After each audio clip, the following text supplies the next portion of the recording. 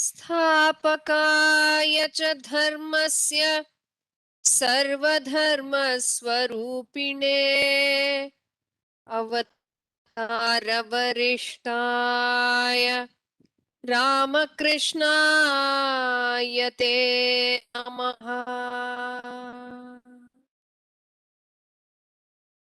Jai Hind.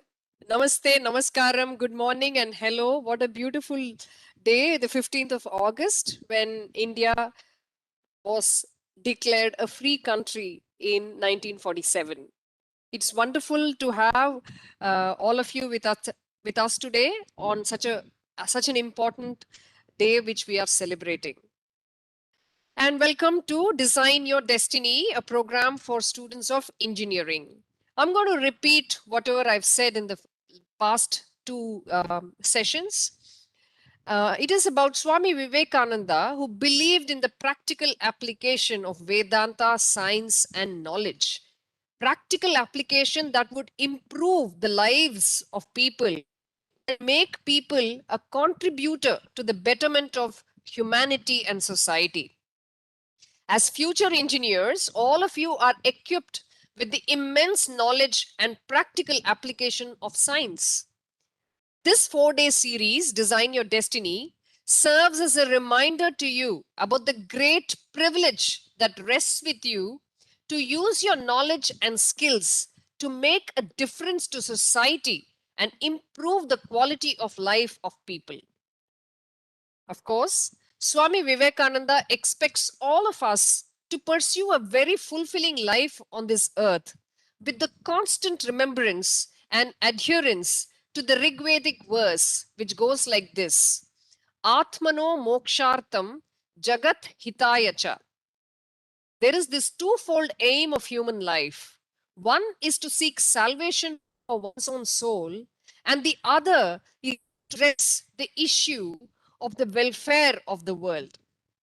This series is designed for you by Vivekananda Cultural Centre, Chennai, and I am Varsha Sundararajan, your host for this series. Well, we are into day 3 of the series of 4 sessions. Again, in order to benefit from this series, here are a few things that I would like to remind all the participants. Of course, be punctual, keep a notebook and a pen ready to take notes.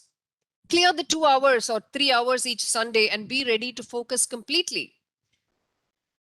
Most importantly, ask yourself, why am I attending this program? And how am I going to implement whatever I have learned in this? I mean, we have had 2 sessions already. Let's hope some of the things have already been implemented by you. It could be even the eye exercises that Bijudev ji taught us. It could be anything. But the point is, implement it immediately, you are going to forget what you learn. Of course, we also request you to follow the main rule that one person talks at a time. Please raise your hands if you want to speak. And of course, please put all your questions in the chat box. It serves 2 purposes. One is you remember to write down whatever you wanted to ask. And the other thing is there may be others who have the same question in their minds. The moment they see your question, they know, oh, okay, this question has been addressed. And also it helps others to think about possible answers to your questions. So please put your questions in the chat box. Keep your audio on mute, but please keep your video on if your bandwidth permits. Use your headphones to listen very clearly. Of course, you will be meeting experts each day of the camp, and it's completely your responsibility to make full use of whatever you learn. We start with Vande Mataram and a patriotic song by Prashanti. Prashanti has been with us for the past 2 sessions. Let me repeat, she has completed grade 12 and is pursuing undergraduate study. She is a Harikatha and Nama Sankirtanam artist who has performed at various places across India. An active volunteer at Ramakrishna Math, Chennai and Hyderabad. She is also the recipient of the Outstanding Leader Award in the year 2020 at Yuva Sangharsh, a national level youth leadership contest conducted by the Vivekananda Institute of Human Excellence, RK Math, Hyderabad. Prashanti, over to you. Am I audible now?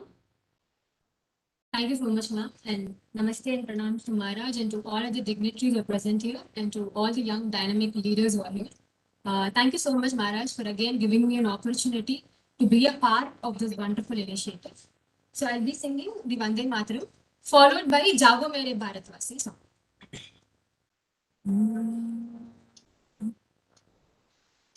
Vande Mataram, Vande Mataram, Vande Mataram,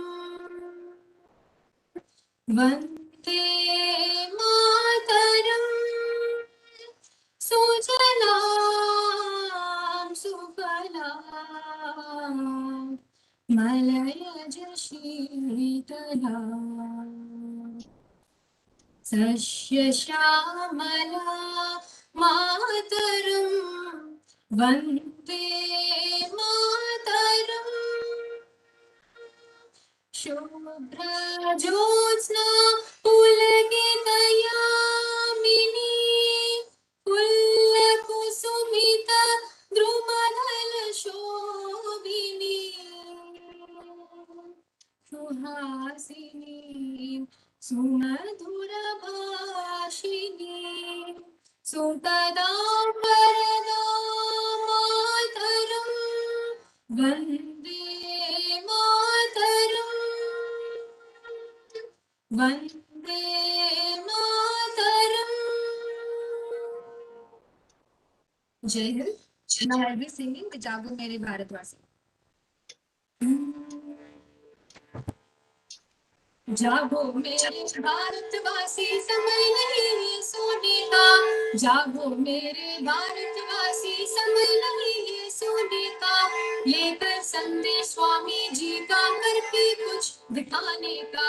लेकर संदेश स्वामी जी का, करके कुछ दिखाने का। जय विवेकानंदा, जय विवेकानंदा, जय विवेकानंदा, जय विवेकानंदा। हिंदू मुस्लिम सिख ईसाई हाथ में हाथ मिलाने का। हिंदू मुस्लिम सिख ईसाई हाथ में हाथ मिलाने का।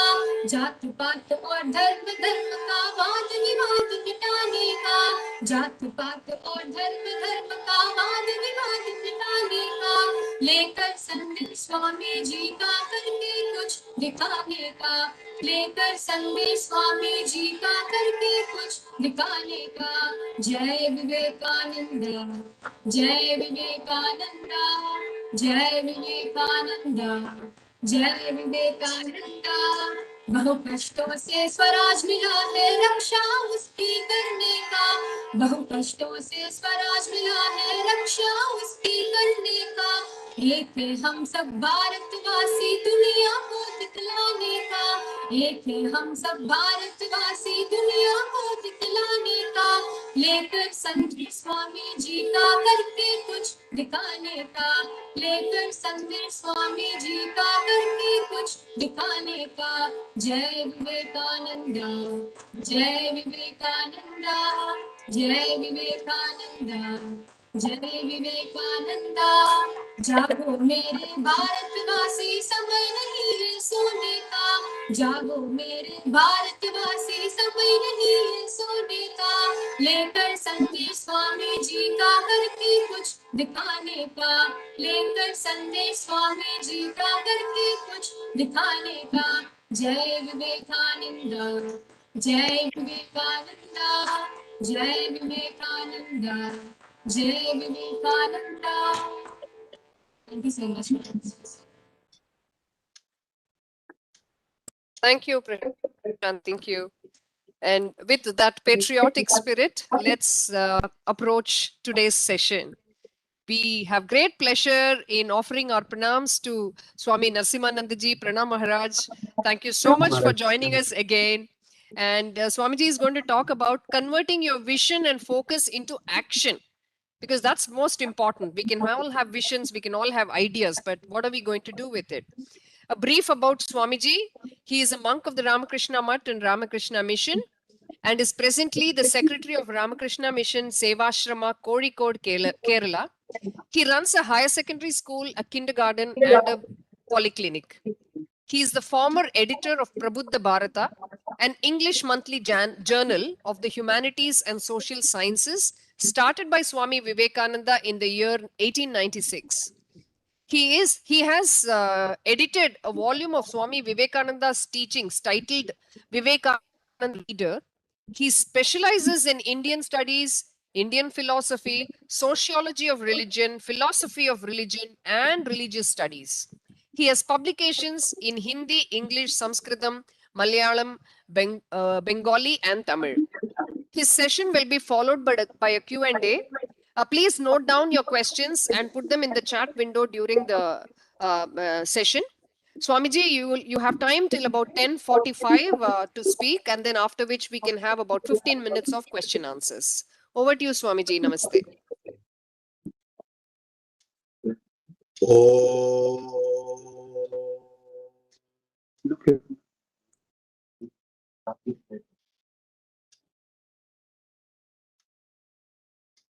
My pranams to Swami Raghunayakanandaji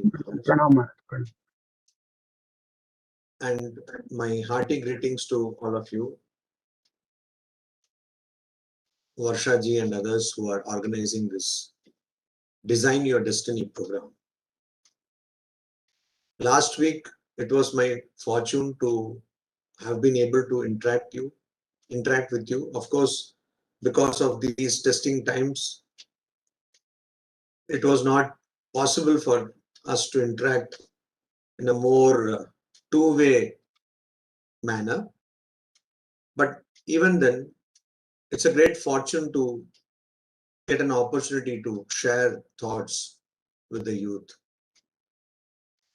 And last time we were discussing about how one should feel about an idea, how goal setting is important, how one should connect one's passion with what one's feeling is, and also how one should find where one's heart lies.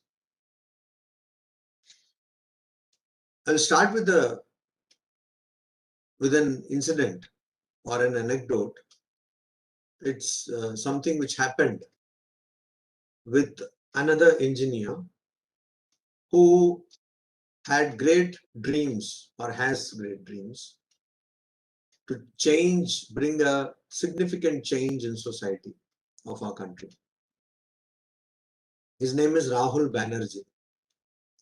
He passed out from IIT and then he went on to work in the corporate world in the United States of America, made significant amount of wealth. And it is then that he realized that itself was not giving him any fulfillment, and something which inspired him since his childhood, he wanted to take it up. And that is when he realized where his heart lay. And he gave up his job and wanted to work with the tribals, Bhil community in Madhya Pradesh. And so he landed up there and he started working with them. And when he went there, he is a Rahul Banerjee, a Bengali, traditionally from a Brahmana community. For a Bengali and particularly for a Brahmana community, it's very important that you take bath at least once in a day, if not more. And of course, I think for most people it should be the case, particularly people who are staying in places like Chennai. Bathing is very important, if not for you, for the sake of other people. It is very important. So this person also had that in mind. So the very next day, he wanted to have a shower, as we say. And he was looking for some suitable place where he could bath. And the locals, they told him that, sir, do you want to take bath every day? Is it something which you are planning on a long-term basis? Then he said, yes, yes, yes. Hygiene is a very important thing. And as anyone who is venturing into public service, enthusiastically gave a small talk on hygiene to that person, and then took bath one day. The second day also the same thing, he took bath. Now you may be wondering, what is there? A person will take bath. What is the big deal or big fuss about it? It so happens that in those parts, water scarcity is not an issue, it is a reality. So people live with that. And that is why the Bhils have found methods to keep themselves clean without using water, using herbs, etc. And so after taking bath for some time, then he understood the water resources became scarce. And so now there was no water to take bath further. And so then he understood that he has to take some other route. So this daily bath went into once in 3 days bath. And then let us not go into the gory details of his bathing schedule. The point is, he writes in his book, Recovering Lost Tongue, that his idea of how service had to be done changed. He had to become one with the people whom he wanted to help to really serve. I'm now in Kozhikode. I consider it truly the gateway of India because it is through Kozhikode, earlier known as Calicut, that Vasco da Gama discovered India, and it led to a whole variety of people coming to this country. We all know history, or at least I suppose we know history. So before coming here, I was in the Himalayan foothills or Himalayas in Uttarakhand in a place called Mayavati, which was started. There is an ashrama there, Advaita Ashrama, which was started by Swami Vivekananda. And in those areas, I used to find that people who have much education and also obviously wealth either start some non-governmental organization, otherwise called NGO, and they want to do some work and help people. Oftentimes, more often than not, these people start something which has to be explained to the local people. That means they are starting an experiment or a venture which does not find any common point or very less common point with the local people. So the local people have to be first trained in what they are going to do, and then they have to be cajoled or persuaded to do that. That I don't think is service. Also, these people get the idea, the satisfaction that I am doing some kind of social service, also called nowadays social entrepreneurship. I'm doing something which is socially engaging, socially helpful for people, but they live in their own comfort. They have their own different kind of housing arrangements. They have now and then going into some city and having their relaxing time. That kind of service actually is like a person who is away from you, but comes now and then to you to help you. So it's like a Lord coming down to earth to bless you and then goes away. Lord is Lord all the time. You are waiting for the blessing. That is not service. And what is service? In 1898, 1899, when Kolkata was being affected by plague, Swami Vivekananda wrote an appeal in Udbodhan. And it's now popularly named as Plague Manifesto. The first line of that appeal is very interesting. He says, if you suffer, we suffer. If you are happy, we are happy. In Sanskrita, there is a word sahanubhuti. Saha-anubhuti, experiencing with the other. It is not, I don't think the words empathy and sympathy come closer. Empathy comes little closer than sympathy, but they are all both pathetic. So Sanskrita word is sahanubhuti because there is pathe. You see, pathe means pathetic, having pathos. So they are pathetic, those words. So here there is no pathetic being pathetic. It is sahanubhuti. Whatever you feel, I feel because I am one with you. That is the basic feeling which is needed for doing any kind of work. It can be any kind of work. We have talked about it last week also. Any kind of work, what drives you, what makes you better than other people is that feeling. That is why every mother tries to cook the best dish. It might not turn out to be the tastiest dish you have ever had, but it's best because she adds one ingredient called love. That feeling which a mother adds to her cooking, that is the most important thing in that. And so Swamiji says, without feeling, what work will you do? So you have to first feel, you have to connect with the poor or whomever you want to help.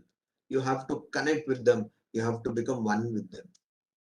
So this aspect of feeling we have to remember. Now we come to how to convert our vision and passion into action. That is a big question. And for that, the first answer is that you should know how to work.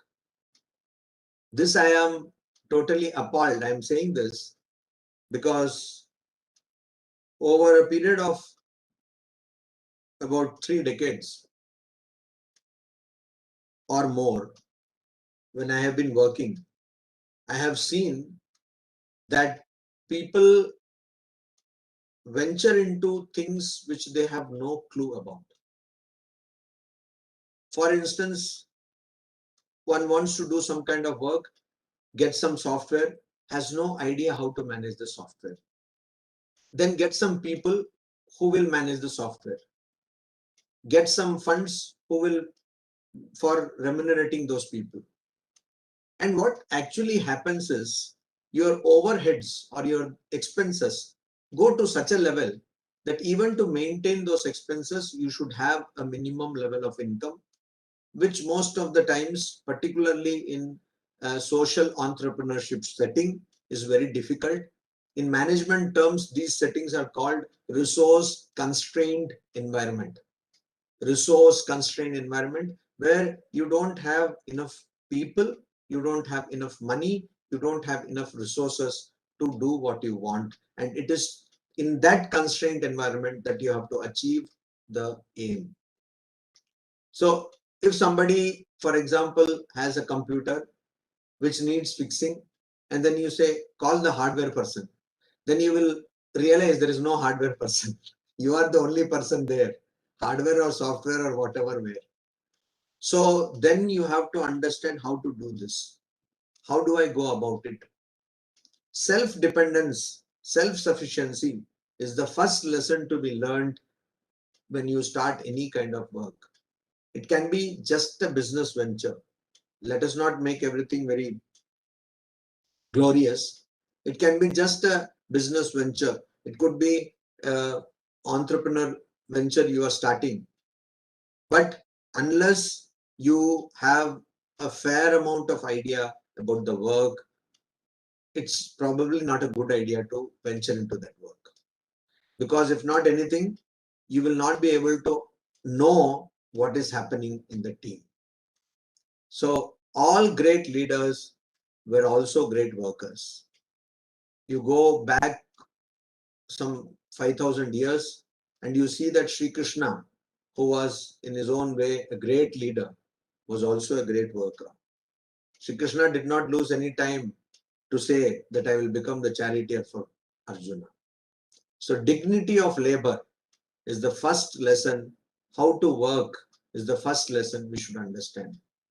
Because one sees too many professionals who are very good at pen and paper, but very, very bad in converting that pen and paper into what they are actually wanting to do. So you have to have the inclination to work, willingness to work, willingness to get to the brass tacks, as they say, and get things done. That is very important. Management is a very important virtue, of course, but working oneself also is an important virtue to convert your action and passion, vision and passion into action, into reality. The second thing, Swami Vivekananda talks about it. If you have to realize an ideal, you have to be impersonal. You have to keep the ideal in front of you. Whatever goal, whatever vision you have, that has to be kept in front of you. Your personal life, your comforts, your ego, most of all your ego, should be given a backstage. It should not interfere with the ideal. That particular vision should be uppermost in your mind. And when you do that, believe me, because I have experienced this myself many times, your team starts believing in what you do. And not only that you are able to achieve what you have thought, people around you also start achieving what you have thought. Why? Because they see in you a commitment towards the vision without having any personal attachment. So always the vision should be kept in front. Whatever is your ideal, it could be very small. It could be something like feeding some number of people in a particular locality. Keep that ideal in front. Feed them and only then you eat. This small gesture is not just a gesture. You are actually feeling you want the other people to eat and only then you feed yourself. This will percolate into your team, people who are working with you, people who know you, your friends, people who are benefactors for that project. It will percolate into them and they also will be inspired. And you don't do it for inspiring them, but because you really believe in this. So impersonal. Swamiji uses a phrase, impersonally personal. That means you have feeling, you have an emotional engagement with what you're doing, but at the same time, you are impersonal. If somebody comes and scolds you, somebody maybe picks up a quarrel with you because of some misunderstanding, if there is some argument, then you don't take anything to mean something personally against you, but you take everything in your stride for the sake of the project. So this is very important. And the project has to be given, or the work has to be given predominance. The 13th president of Ramakrishna Math and Ramakrishna Mission, Swami Ranganathanji, used to say that there should be no secrecy. Transparency, whatever we are talking about in the corporate world, we are making a big hue and cry of transparency. The transparency should be there, should be there. It's often my experience that when so many people gather in a meeting hall and talk about a particular issue, it should be there, it should be there. They are there in the first place because they don't practice it. Once when I was invited to a university, postgraduate college, and the discussion was declining values. And it was full of professors and students, etc. Then I had a question, honest question to ask them. I said, look, I am happy to attend this meeting, but my question is, if all of us present here are adhering to moral values, then would this meeting be required? So the very fact that we are all here means that most of us are not following any values. That is why there is decline in values. Don't say people outside this hall are only declined in values, we are all good. Similarly, whenever we find that there is some kind of talk about transparency, it is because most people involved in that talk are not transparent. Let us go to Swami Vivekananda. And he, even before accounting standards were even thought of, accounting standards came in 1950s, the international accounting standards came in 1960s, 50s, etc. Swami Vivekananda said in Bengali, Macher takaye mach, shaker takaye shak. That means the money intended to buy green leaves or green vegetables will be used for that. Money intended to buy fish would be used for that. That means it is what is today popularly known as fund accounting. So fund accounting was something which Swamiji talked of even at that particular time. Fund accounting. Fund accounting, we today make such a big thing of that. But Swamiji at that time, he talked about it long ago, 1897. And so that is transparency. What is transparency? Nothing but honesty and truthfulness. You don't want to become something greater than your team members. What is in English called one-upmanship. You don't need to show the team members that you are somehow more privileged than them. I will give you one interesting example. The founders and the board of Google went into serious discussion how much of the board meeting should be posted on the site where any employee can access it. Then finally they decided that all resolutions should be posted unless something is very, very sensitive. Other than that, or very, very sensitive, why? Not because the CEOs don't want to post it, but because that has got some legal implication. If more people will come to know, there's some legal implication. They are not supposed to share it like some copyright or something like that. So that is why they will not post it on the website. Website means the portal which is used by all employees of Google. Google, we know, is a massive organization. All employees. So now, if there is a board meeting of Google Board of Directors, immediately after the meeting, the entire minutes of the meeting are posted on the site. And honestly speaking, most employees might not even look at that. But that gives a feeling of belonging with the organization. So this is very important, transparency. I suddenly don't become a CEO. I don't draw more salary than the other people. I am on a par with other people and I put my effort. I take more responsibility than other people. That is how a person becomes a true leader, which is nowadays called servant leadership, which again, Swami Vivekananda was the harbinger of this model of leadership, this model of leadership, which is again there in our scriptures. So first, there should be the knowledge to work. Second, everything should be open. Everything should be arguable. Everything should be debatable. Everything should be in such a position that the better version of that thing can be done. It should not be like, I have thought about it. This is how it should be done. I will not listen to it any further. So everything should be in a flux because this whole universe, let us face it, is in flux. It is constantly changing. So why should not an organization change? And connected to that, so the idea of impersonally personal, connected to that, we should be able to work with people.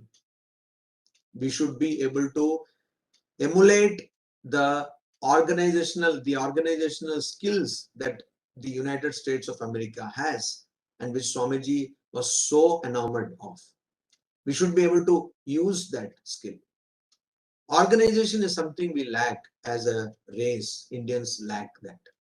Swamiji says, put four Indians in one place and they quarrel and then they go nowhere. They get to nothing. Whereas put four Americans in one place, they build an organization. Look at all the organizations we have. I hinted at them. I talked about them last week also. We have probably sown the seeds of great organizations, but none of them we have today. Once I was attending a meeting and there a politician, she was talking about a particular incident she faced.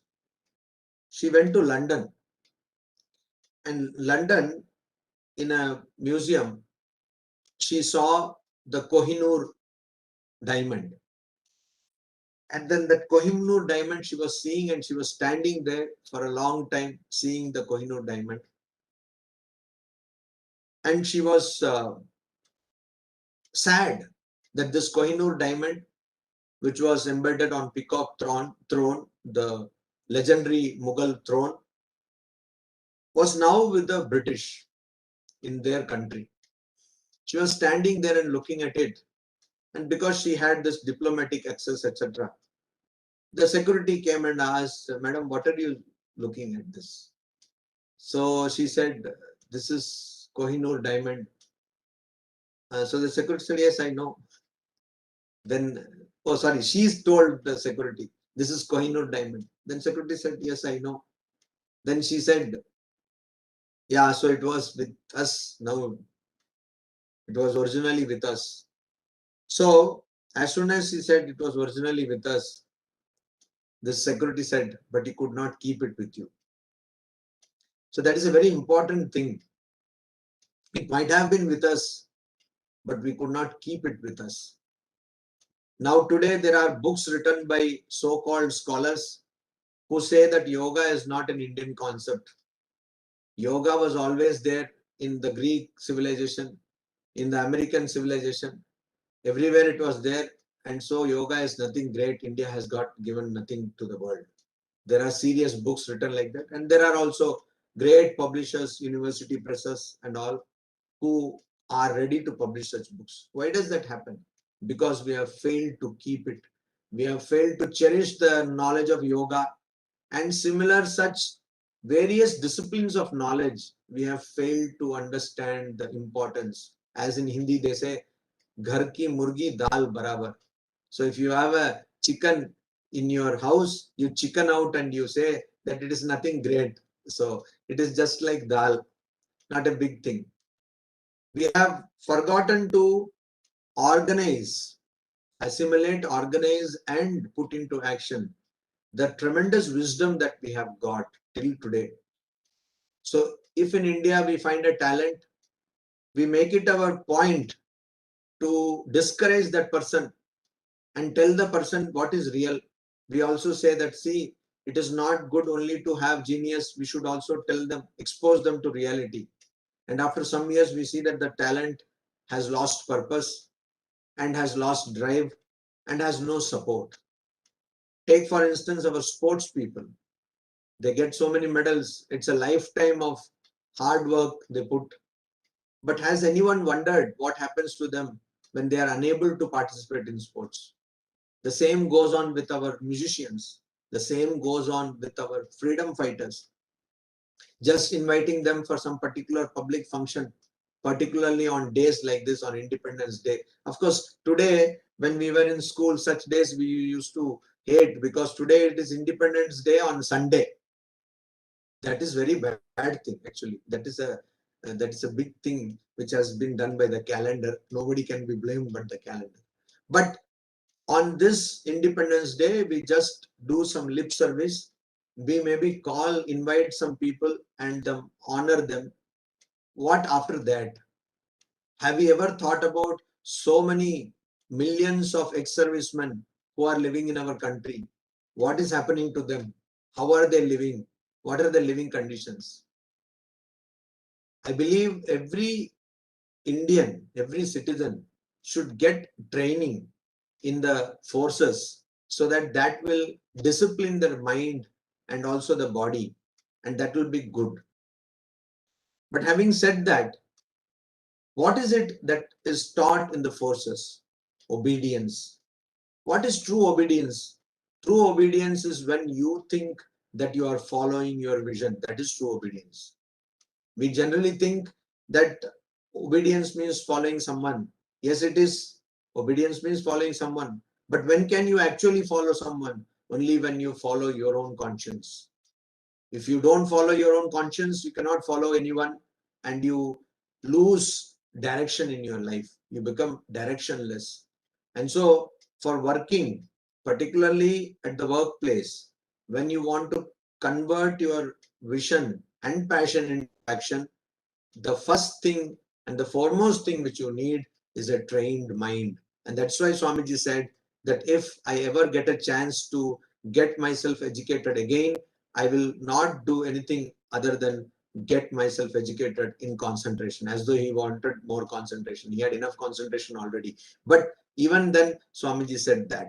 So we need a trained mind to work, because I always see that some people take more than 5 hours to do a work which can be easily accomplished in 20 minutes. Why does that happen?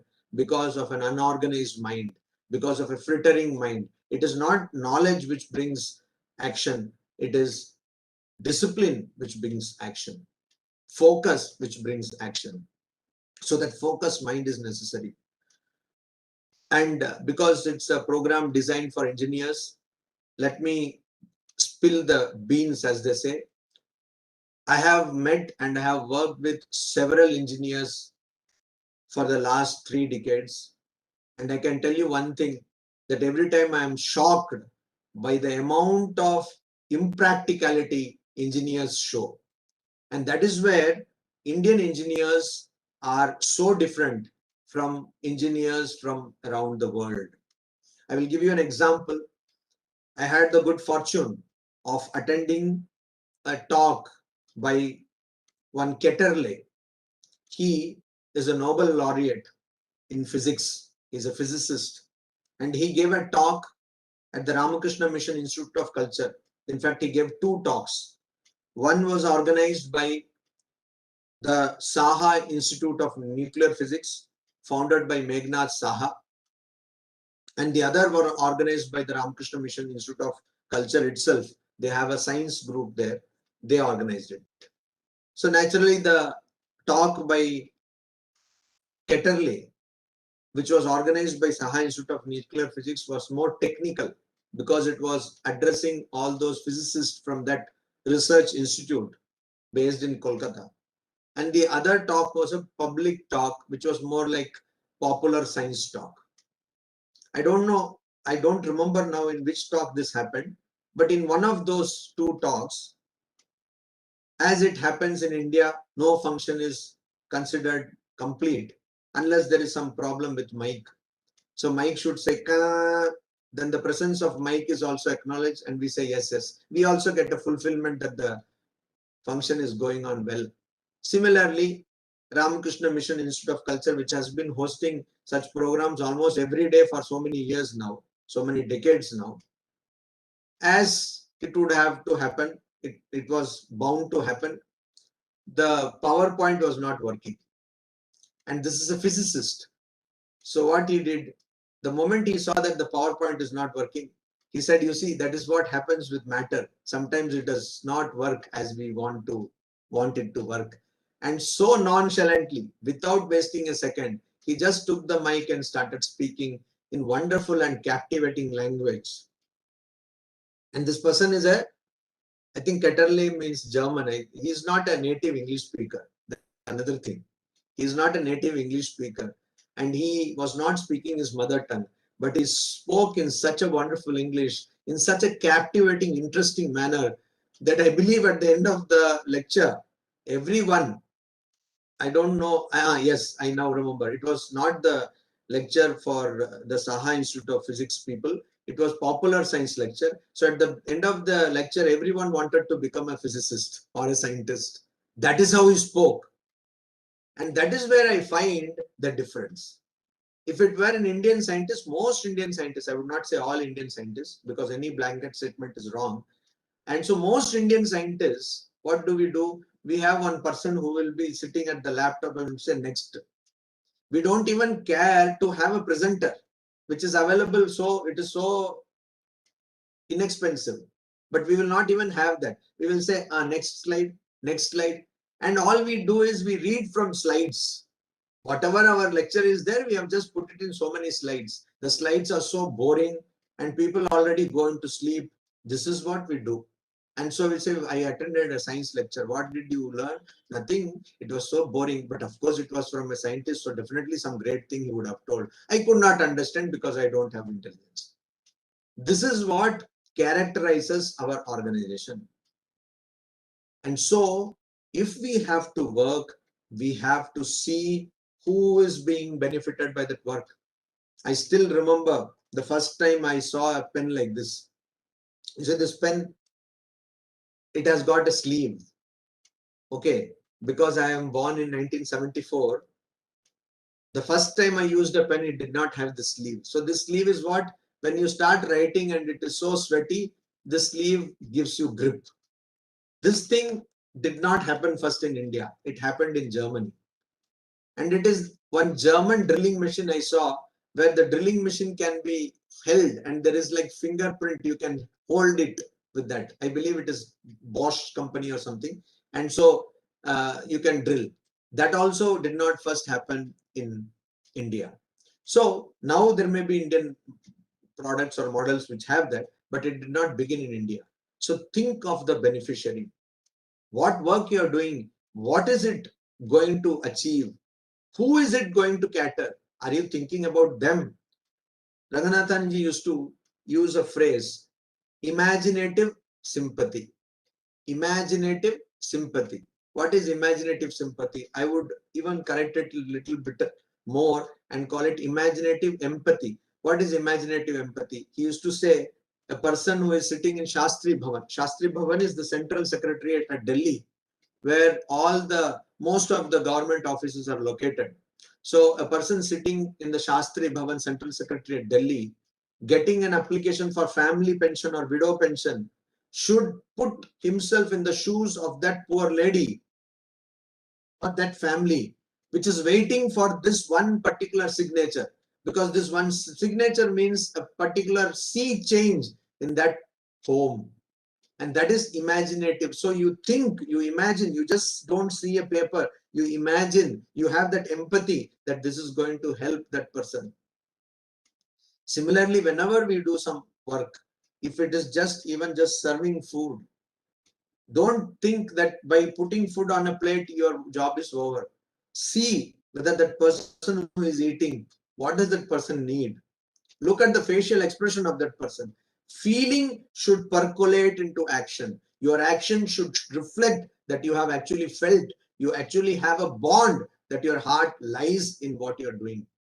Without that, all work what you do might be more an obstacle and hindrance to that person than any help. So all people who want to, as Varshaji was telling, they want to bring some change in society, etc.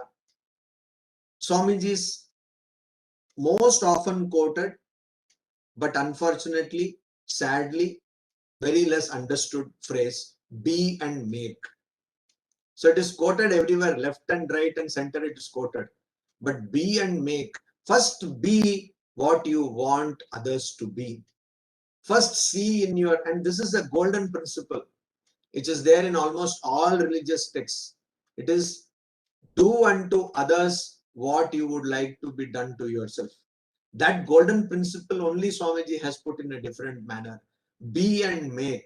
First be, lead by example. First become what you want others to do. So suppose you want to show others that there can be innovation in that particular resource constrained environment where they don't have access to maybe know-how, where they don't have access to maybe property, wealth, and human resources. You do that first. Go to a place like that. Stay in that environment, not having your mobile phone and ordering anything and everything from Amazon or Flipkart or whatever, but putting yourself in that position and then show by your action that it is possible. And I have seen such people also, and I have seen how they have changed communities. They are continuously influencing communities, and we can change places. We can. So I will give another example, very common example. Suppose you are in a place and you want an equipment. What do we do generally? If that equipment is not locally available, we will get that equipment maybe from Mumbai, something like that. But that is one way of going about it. The other way of going about it is go to the local vendor and say, why don't you have this equipment? I want this equipment. Ask the local vendor to bring that equipment. When the local vendor brings that equipment, automatically that person is a businessman. He or she will bring two pieces. And that person knows that, oh, this equipment can be used for this purpose. Then that person will try to implement there. So that is called capacity building, where the local people will also use that equipment. I have been doing this for many years now and I have seen great success. So a small step like that can bring lot of changes in the place where you are working. And we have seen the branches of Ramakrishna Mission, which was started in nondescript places. After the branch goes there, the locality develops, people get more capacity, they get more resources, they get more access to resources, they get more visibility. And so it is very difficult to work if you think that it is your idea. All ideas are impersonal. Just like Swamiji used to remind us that Vedas are apaurushaya, they are not having author. I believe any idea is without any author. Though we are now in an age where we battle with copyright, patent, etc. If we can take an idea and then we can put that idea, infuse that idea in our team, then we will be able to work. And that kind of work is what is meant by karma when the Gita says yoga karmasu kaushalam. So that is the motto of many governmental organizations, including IIT Kharagpur. Yoga karmasu kaushalam. So yoga is dexterity in action. Yoga is dexterity in action. Dexterity does not mean just efficiency, but it means that you do an action, but you are not affected by it. You are impersonally personal. And so that kind of a commitment, that kind of an action would only have the capability, only that kind of action would have the capability to turn your vision into what you actually want. And when that happens, when you see that even one person's life is changed because what you thought one day, and that fulfillment, it cannot be expressed in words. And so that is why we see these people like Padman or other kind of people. Uh, Recently, there is this movie Sher Shah, where they show the life of Vikram Batra, Captain Vikram Batra, who was instrumental in getting us the victory in Kargil. So all these people, how they are so passionate because they thought one idea and then they could see through to the end of the fulfillment of that idea. And that comes only when our vision, our passion and action are all aligned in the same direction. I am thankful again to Swami Raghunayakanandji Maharaj, and who is himself very inspiring. He does so much activity, and I don't know when he sleeps, when he gets up and all that, but I know he does so much activity, so full of energy and enthusiasm. I have had the great privilege to be with him for 1 year in our training center, and also to be with him in Ramakrishna Math, Chennai. And this is an example, like many other people, the monks of Ramakrishna order. And that's why we say we don't have any administrative expenses. All this management, everything is done free of cost by people who have sacrificed their lives for the sake of attaining the great ideal, and also to be empathizing, to have that sahanubhuti with fellow human beings. So it is my request and prayer to all of you who are listening this. Swamiji says, you have lived so many lives. You have, in one life you were a king, in one life you were a queen, you were so many things. Give one life for the sake of your true self. On this occasion of Independence Day also, I request you to give one life for the sake of the nation. And remember, please, that at the end of the lecture plan of campaign, Swami Vivekananda says that if our nation is like a ship and it is now sinking, it has developed some holes. If you can plug these holes, block these holes, fill these holes, but let not one word of curse come out of your lips against this nation. It is our penchant almost to discuss what is wrong in our country. I think it should not be discussed unless we have any power to set right even a small thing.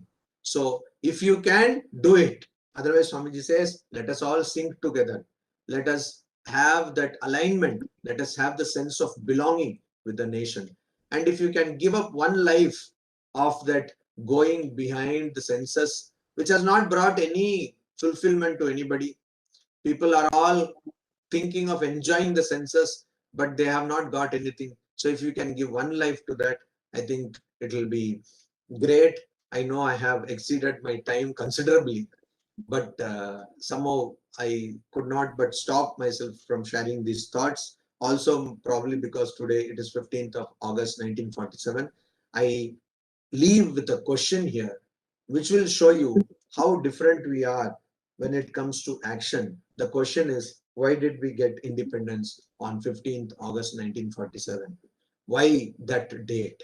And when you go into history, and you can find it out, of course, Google Namaha is there. When you go into history, you will understand that our nation has been tortured and has been the victim of so many personal vendetta. And let that change, and let us look forward to a more glorious nation than ever it was in the past. That can happen only when all of us change. Every one of us have the responsibility that I am an Indian, I am a Bharatiya, and that every small action of mine reflects upon the nation. When we have this idea, only then we will be able to get a good nation, a glorious nation, which will not be in the distant future.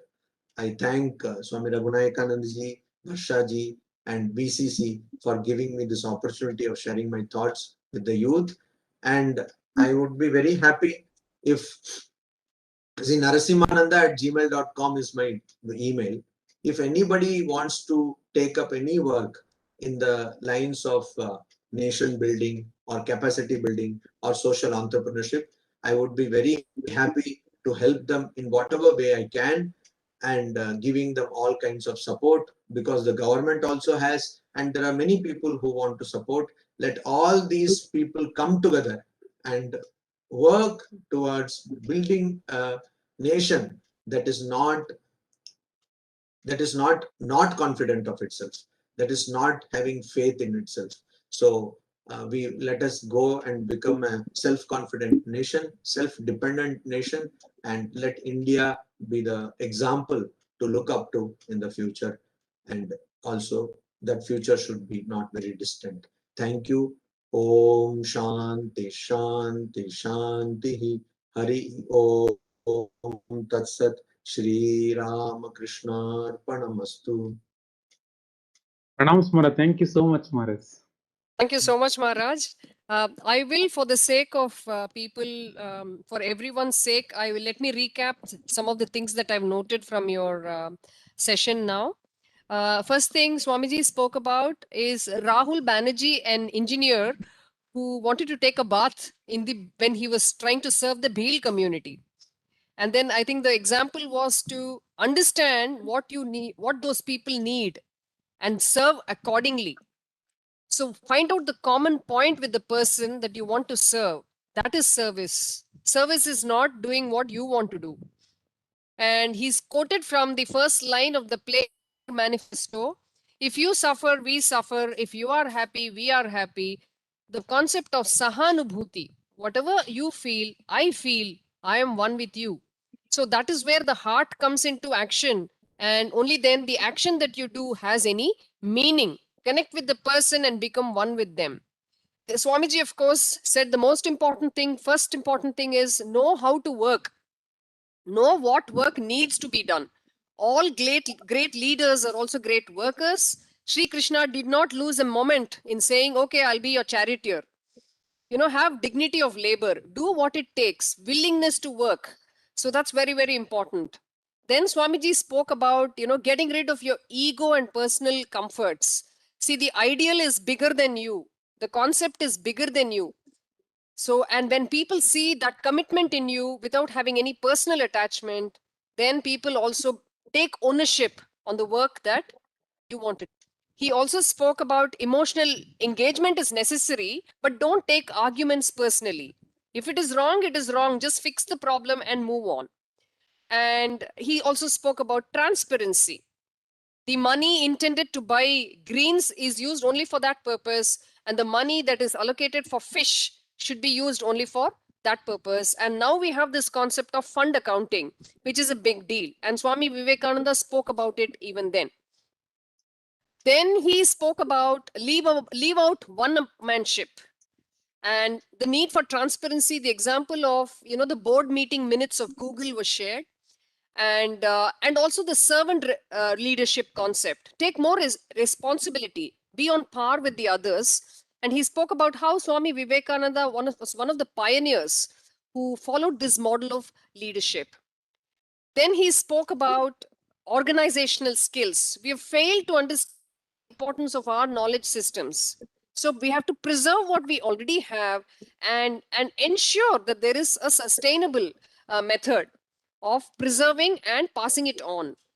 And the example that he gave was, the sustained. What sustained efforts have we made to support athletes, musicians, members of the armed forces, freedom fighters? So I think the concept that Swamiji was trying to tell us is your work has to be sustained and it should have a long-term effect. You can't be a fly-by-night operator. So think on those lines. And of course, he spoke about disciplined mind, and discipline and focus are very, very important to bring about change in whatever we do. He spoke about the impracticality of engineers and the need to be practical. And I think the concept, the reference was have the end user in mind. It is not enough if you have the ability to invent way. Think about how it is going to affect. Be that person who is on the receiving end. And he spoke about the Nobel laureate Ketterle, who gave 2 lectures and wouldn't be worried about, failure in technology. PowerPoint didn't work. It's okay. Let's do with what we have.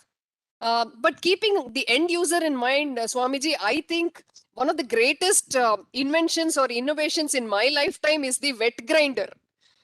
I think my grandmother, my mother, and scores of other grandmothers and mothers were thrilled when the wet grinder was invented. So that was again an engineering mind who had, who obviously saw his grandmother or mother, suffering and decided, okay, I'll make her life easy. So your idli and dosa is it tastes much better in a wet grinder, and I think that was one of the greatest inventions of the engineering mind, which looked at the end user in mind. So I wanted to share that example. It made my grandmother very happy. Then, of course, the feeling of your feelings should percolate into action. Your heart must lie in what you do. I think that's been a constant refrain in the past 2 other sessions as well. And Swamiji, of course, spoke about be and make, capacity building. That is what brings about sustainable change. If you want one particular equipment, just don't import it from China. Talk to the local person who deals with such things. Tell him such a thing is available. Why don't you get it for me? So make that person also think. So what happens is you also get your product. That person, the vendor, also gets some business. I think live and let live is something that we must all practice if we want to bring about sustainable change. But thank you so much, Swamiji, for that example, because capacity building starts that way. So this is the sum and total of Swamiji's talk today. I have covered everything, Swamiji. Any final remarks before there's one question? Please suggest if it is possible to use the concept of servant leadership in our relationships with family and friends. Swamiji, over to you. Of course, the whole idea of servant leadership is in a relationship context, when you are in a relationship with your team members. And so, of course, it can be used in the context of family and friends, where there it will work like this, that for you, family and friends, the very concept of family and the concept of friendship takes predominance, then your comfort or your likes or dislikes. So there you want to see how is that you can be of help to your family, or what is it that you have to do for your family or friends.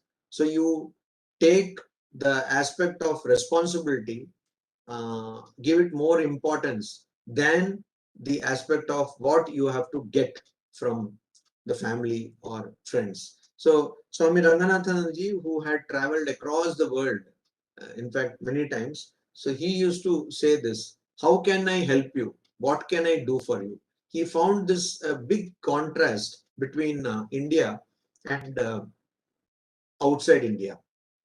I will share an incident which he says.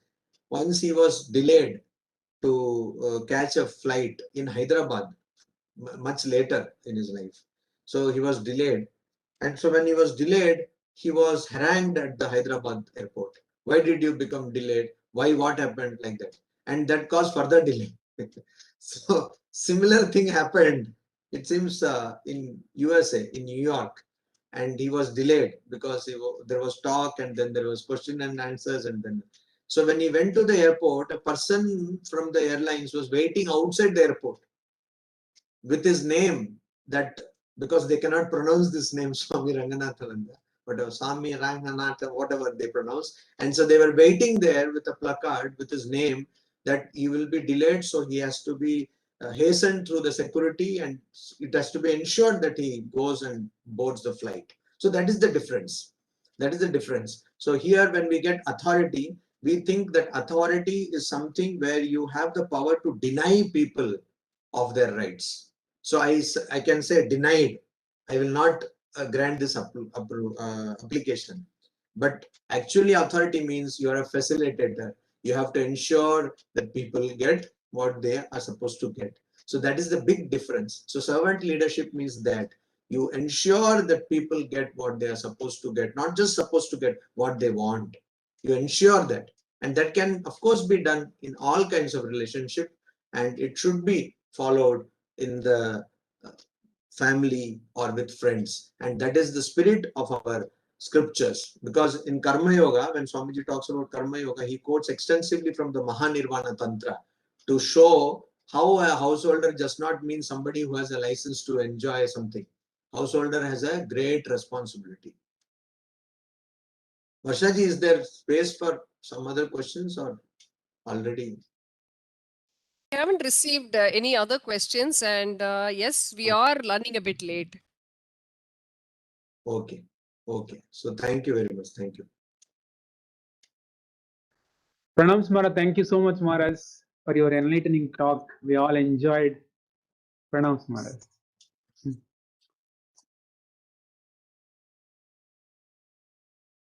Today being Independence Day, let us look at a few of Swami Vivekananda's views on patriotism and what you must feel for your country. Patriotism, Desh Bhakti, a video presentation of Swamiji's sayings on the subject.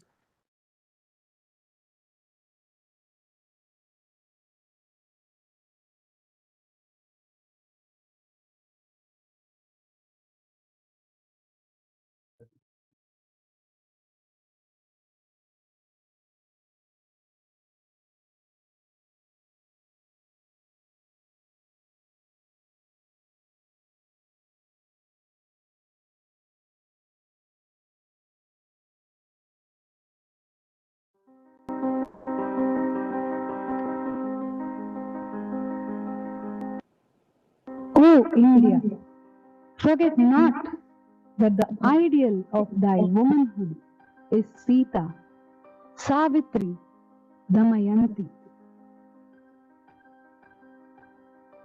Forget not that the God thou worshipest is the great ascetic of ascetics.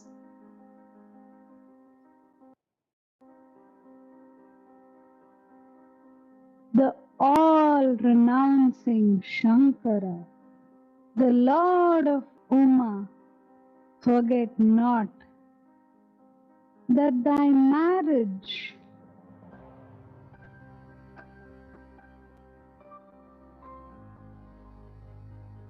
thy wealth, thy life are not for sense pleasure, are not for thy individual happiness.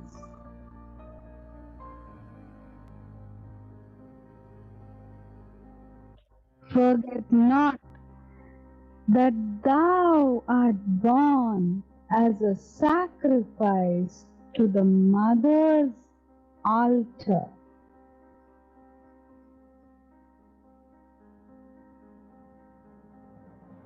Forget not that the lower classes, the ignorant, the poor, the illiterate, the cobbler, the sweeper are thy flesh and blood, thy brothers.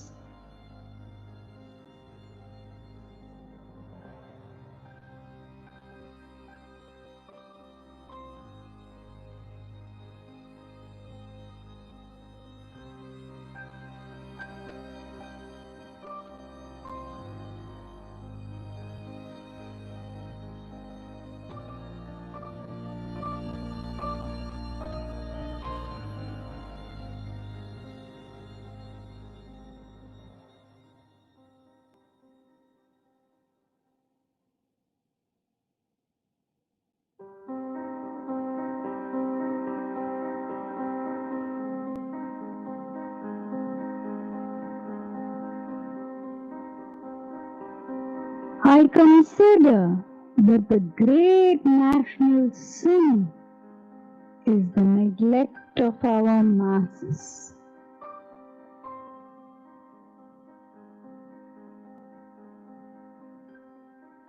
And that is one of the causes of our downfall.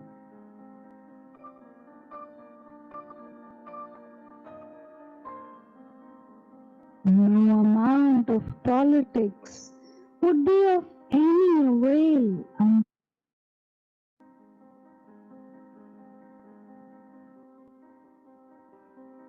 In India are once more well educated, well fed, and well cared for.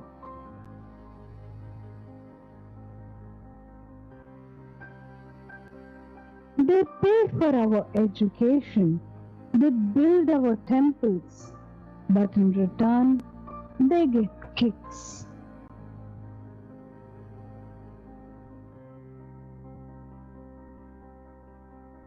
They are practically our slaves.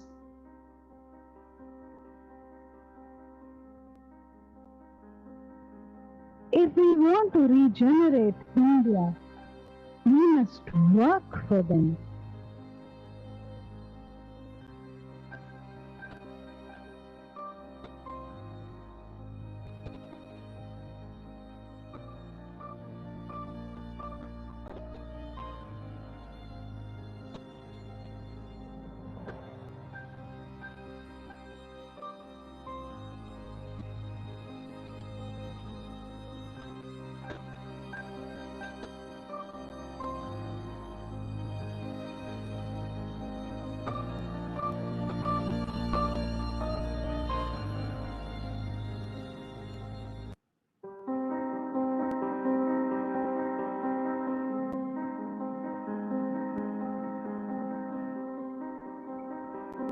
Even the least work done for the others awakens the power within.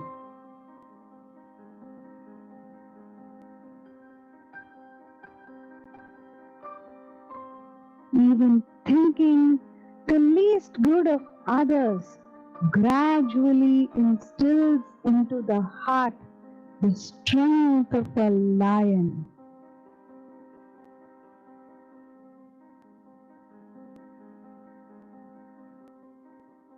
I love you all ever so much.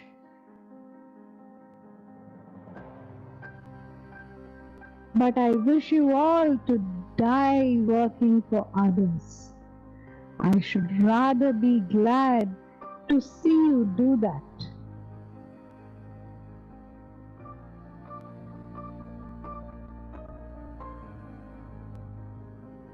Get up and put your shoulders to the wheel.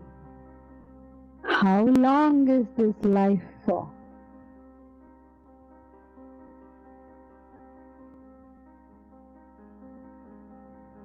As you have come into this world, leave some mark behind.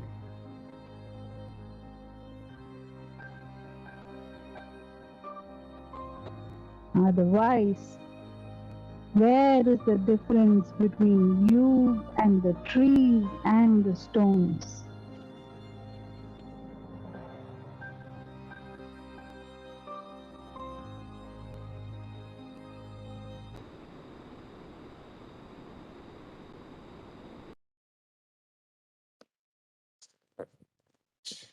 So those were some thoughts about patriotism and what we need to do.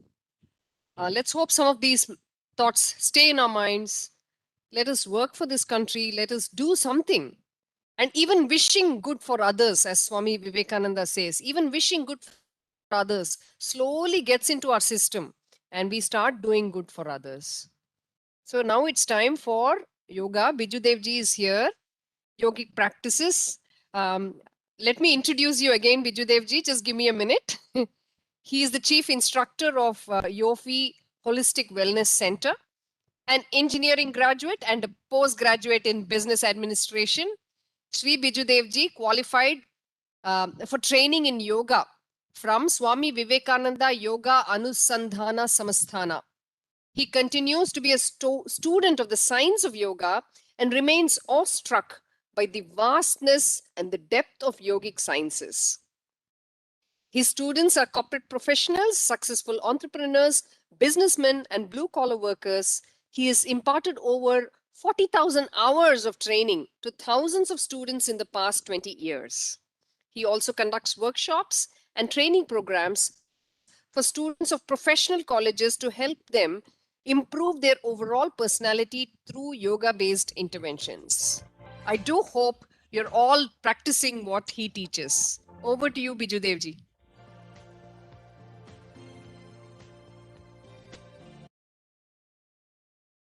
Namaste. Am I audible? Yes. Thank you. We will continue with the practices. So today we will practice the only pranayamam and meditation for the available time. So as we had told in the last initial session, pranayamam is considered to be one of the major practices in the yoga. When you go deeper and deeper, the energy level becomes more and more. So when we are doing asanas, we will get a particular level of energy.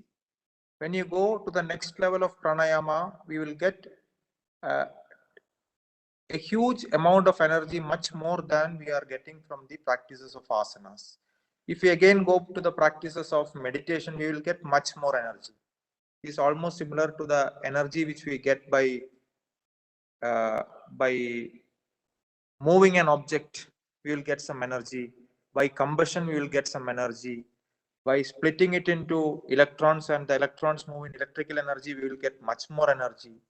And if we take one atom and if we dissect it, we will get atomic energy. So that means the energy, when it goes subtler and subtler, it will become more and more.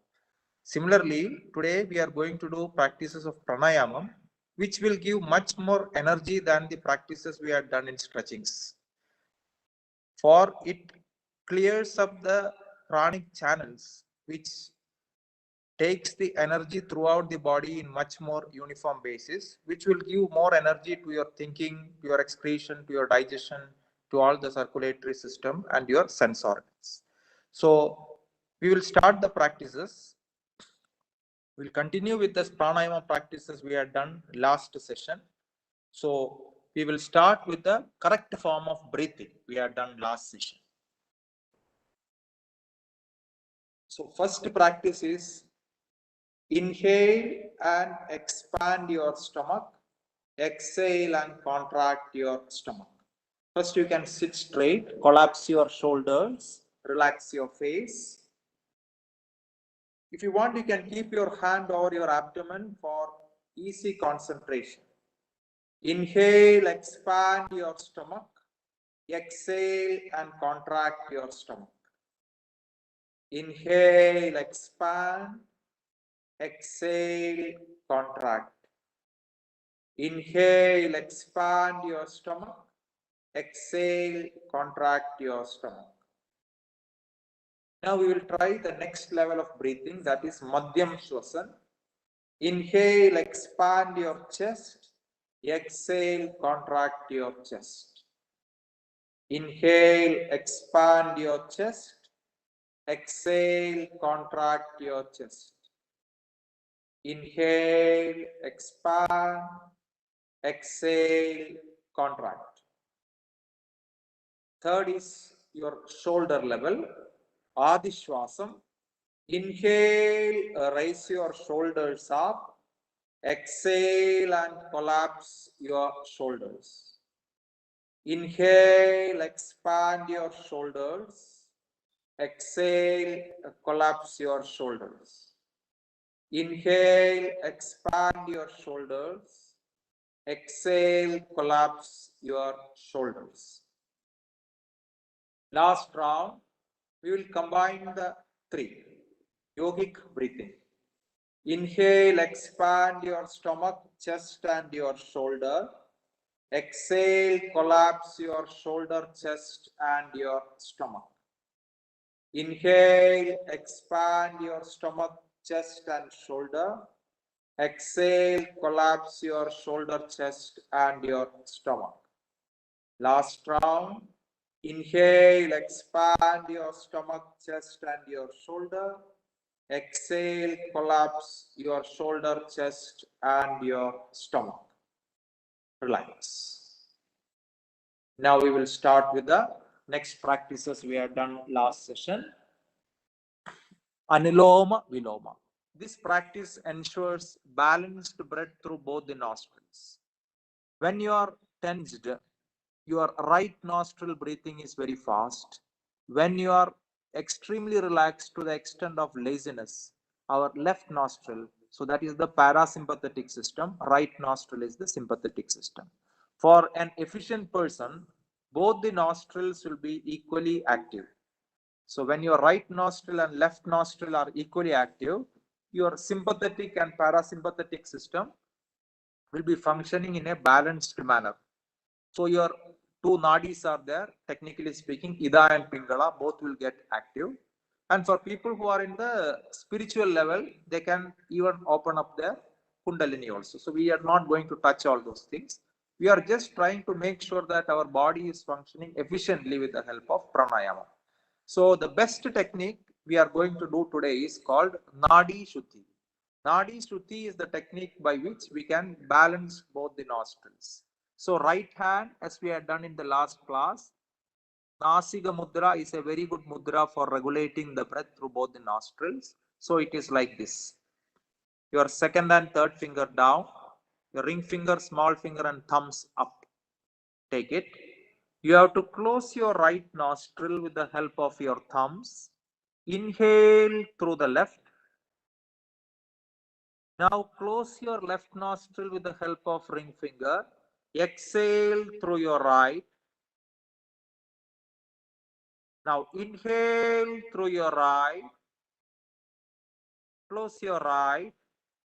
Exhale through your left. Second round. Again, inhale left. Exhale right. Inhale right nostril. Exhale left nostril. Third round. Inhale left. Exhale right. Inhale right. Exhale left. Fourth round. Inhale left nostril. Exhale right nostril. Inhale right.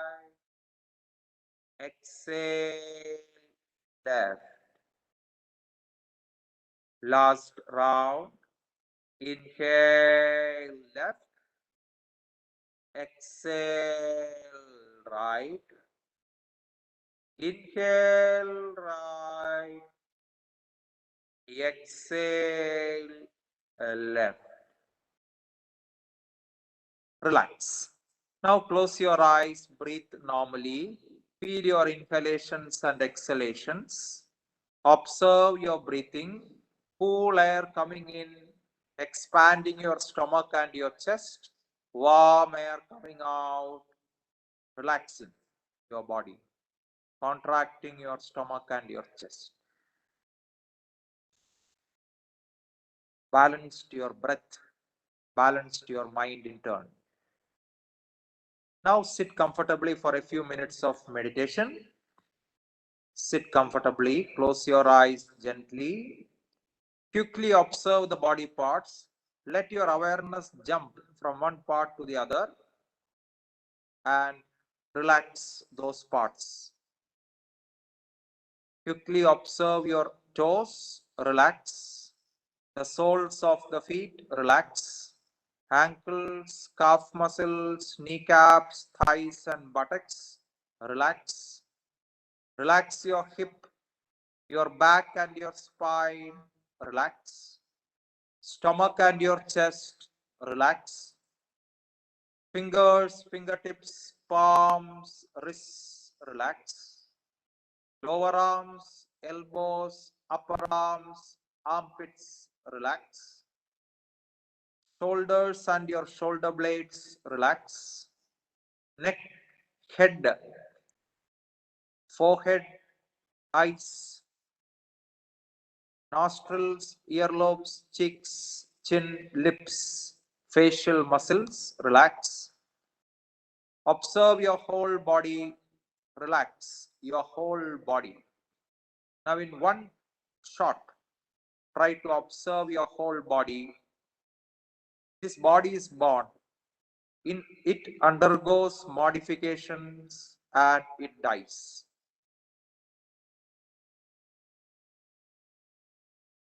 The scenes of a film keep changing, but the screen remains unaffected by the movie. Similarly, you are changeless. The body keeps changing. This body is energized by the breathing, otherwise the pranic energy. So the prana controls the body. Observe the breathing. This prana is controlled by your mind. Observe your mind now. Feel the various thoughts coming and going. Like the waves in an ocean, see the various thoughts coming and going.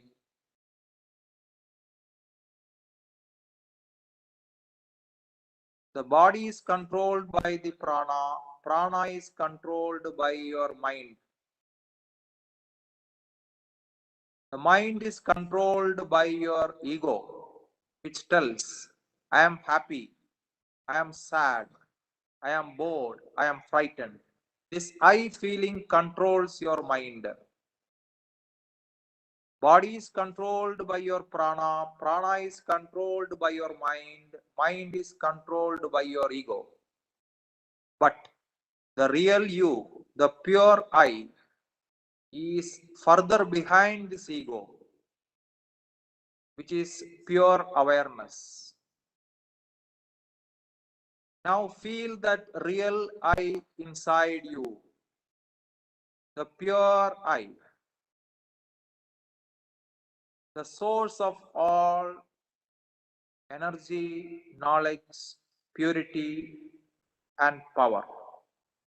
Bring your entire feeling, attention, and awareness to this real I. You are not the body, you are not the prana, you are not the mind, you are not the ego. You are that real awareness which energizes all the other areas of your personality. Whenever you feel miserable, whenever you feel weak, call upon this sleeping energy inside you and see how it awakens. Power will come, glory will come, excellence will come, and everything that is good will come when this sleeping energy, this pure I, is put forth to conscious activity.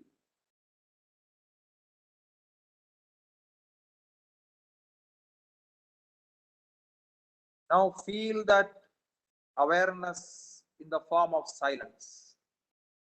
There is silence everywhere. Silence inside you, silence outside you. whole being is in a state of silence, the state of yoga.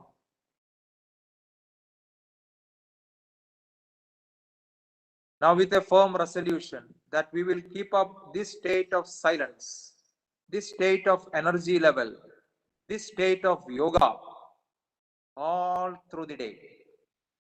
Gently release your hands, slowly rub your palms,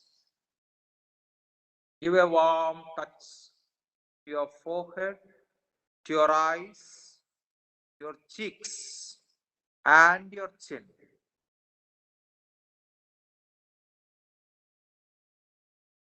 With a few blinks, when you are fully ready, you can slowly open your eyes. Namaskaram. Thank you. So I thank Swamiji for giving me an opportunity for conducting the program at this prestigious Illam. I also thank Varsha Madam and other organizers and also the students who had participated also. Any clarifications? 2 minutes is there, you can ask. Otherwise, we will meet next week. Thank you. Any questions, participants? Bijudevji is here for another 2-3 minutes. You can ask any questions. You can practice regularly. Yes. I think students can practice and do simple pranayama. You may be having some doubt like whether you have to do counting or whether you have to stop the breath in Kumbhaka and all. Don't worry, no, don't do anything. Just do Keval Kumbhaka. That is no need for any counting or any holding the breath initially. Just continue the practice. Automatically there will be stoppage sometimes. You enjoy that stoppage. That much is fine. Don't try to do any extra effort. We will do it later also. Okay. Thank you. How to change a blocked nose? Yes. Next time we will practice Kabalabhati and Bastriga. 2 more practices. That will help you in this opening up the nostrils. We will practice it in the next week. Okay. Coming. Okay. Thank you, Vijayji. Thank you. Okay, Varshaji, we can move on. I'll move to the next question because our next guest is ready. So Yes. let us see what is there for the next. Thank you so much, Bijudevji. This question is something that you can read on the chat box and maybe you can have an answer for them next class. Okay. Okay. Thank you. Thank you. Thank you. Namaste. Right. What do we have next? We now have a talk by Professor Vijay Lakshmi ji on the topic crafting your life through systems thinking lens.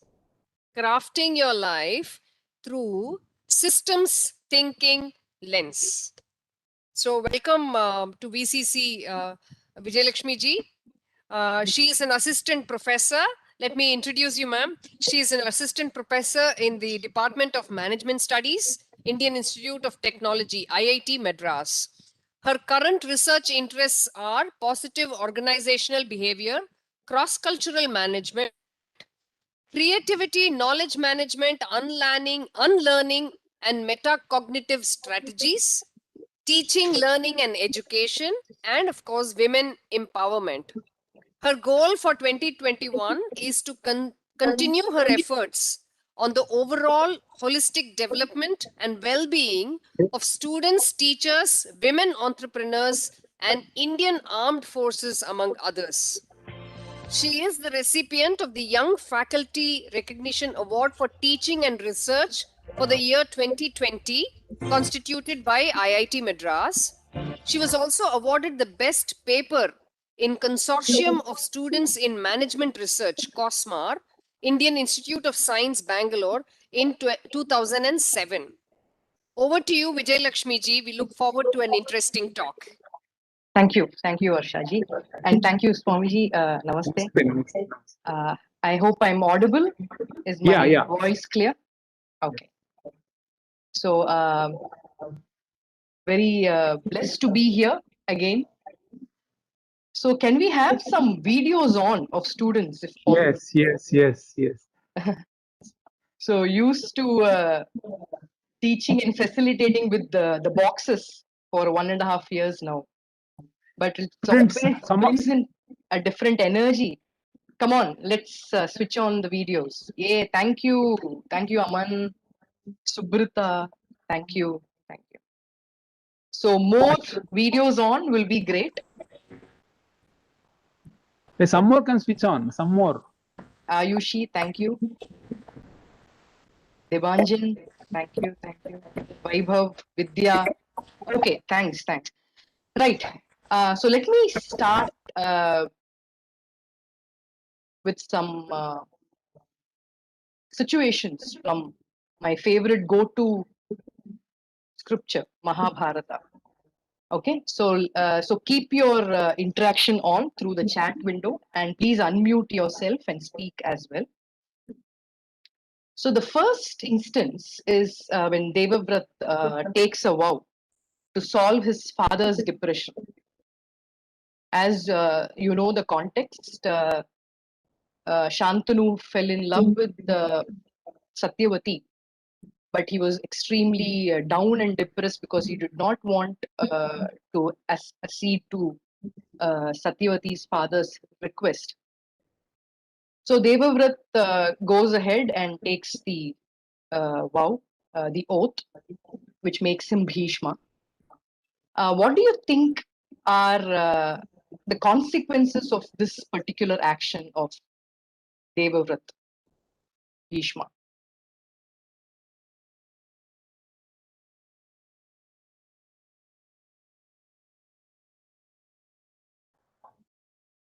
Unmute and speak. So let's have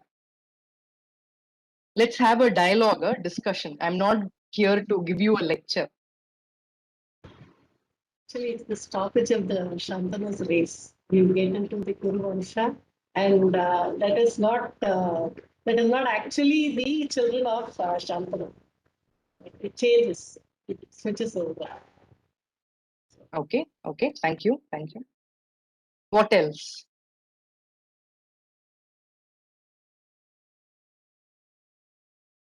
What do you think? How did this particular action impact? Yes, Subrita, you're almost speaking. Speak.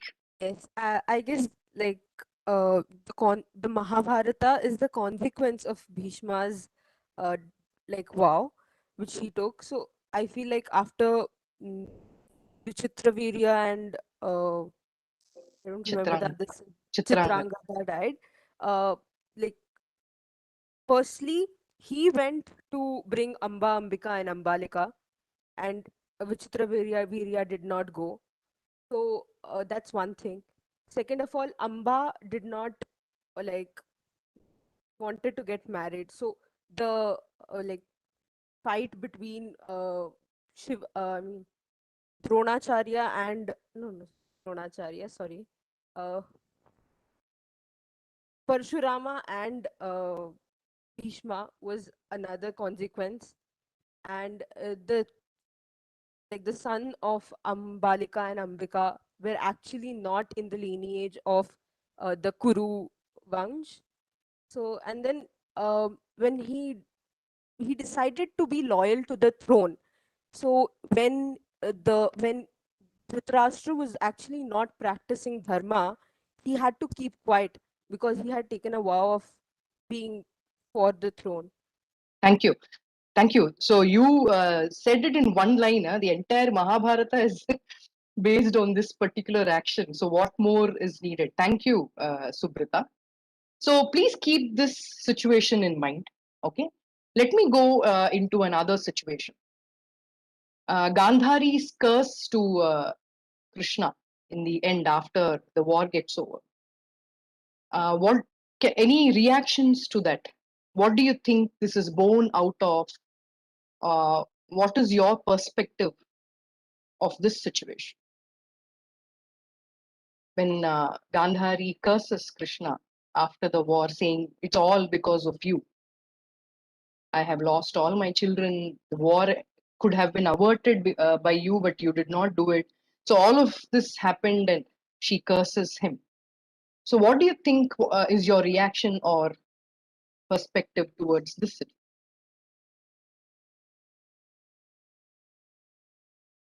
Any other person who wants to open up? You can just unmute and speak. I think, ma'am, because of that, a great lineage of people vanished from the entire Okay. entire Okay. Bharata. After So, that, the yes. Kali Yugas Tha- have started. Thank you, Debanjan. So that led to a very, very catastrophical end. Okay. Then what else? What do you think about Gandhari's perspective?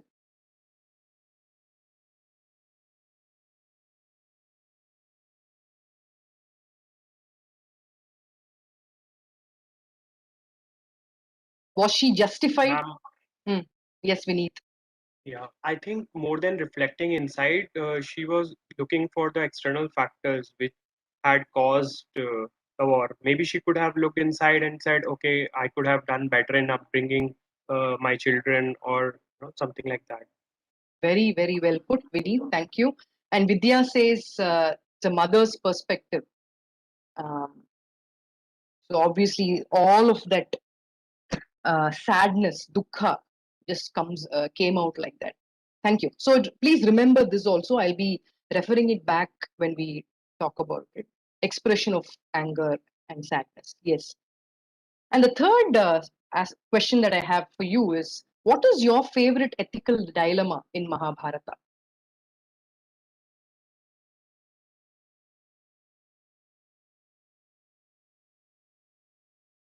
I think Dhritarashtra was always in that.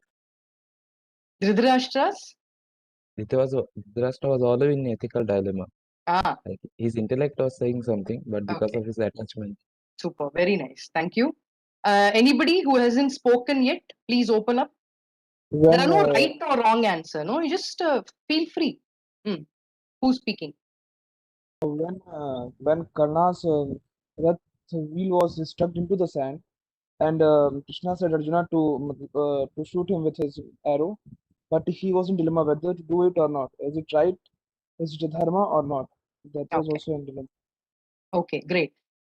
So Mahabharata is full of these dilemmas, right? You have we can right now sit and write about 25 in 1 minute. That rich we have in terms of this document. But which is the truth?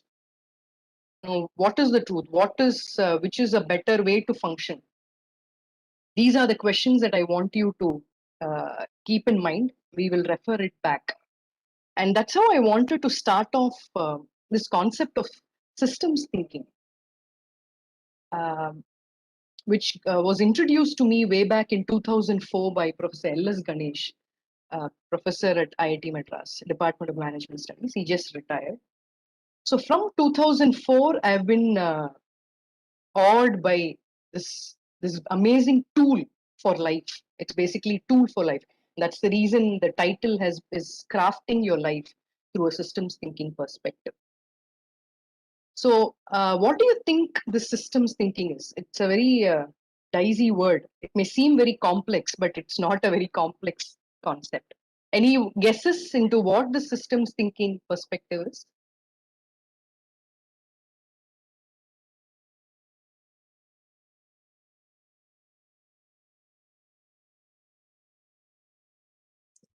Is it similar to the design thinking that we hear nowadays much? Which start Okay. from empathy? Okay, great. So design thinking definitely is an offshoot of systems thinking. Systems thinking is the parent discipline, which is, as I said, a tool or an astra for how to improve all our quality of life. So basically, that's a very simple definition that I would give. Systems thinking addresses our understanding about systems. So what is a system? A system could be a family, a system could be a country, a system could be a classroom, whatever. You want to understand a system better. Why do you want to understand a system better? In order to improve the quality of life. Okay, so it is a problem solving tool, and it is an amazing astra to possess.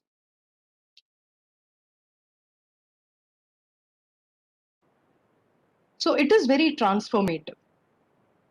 At the end of this session, I hope you have one or two tools or astras that you think you can use to better your life. You know, so that is the purpose of this particular session. So it is a transformational approach. It's a way of thinking. It's a tool. It's an astra.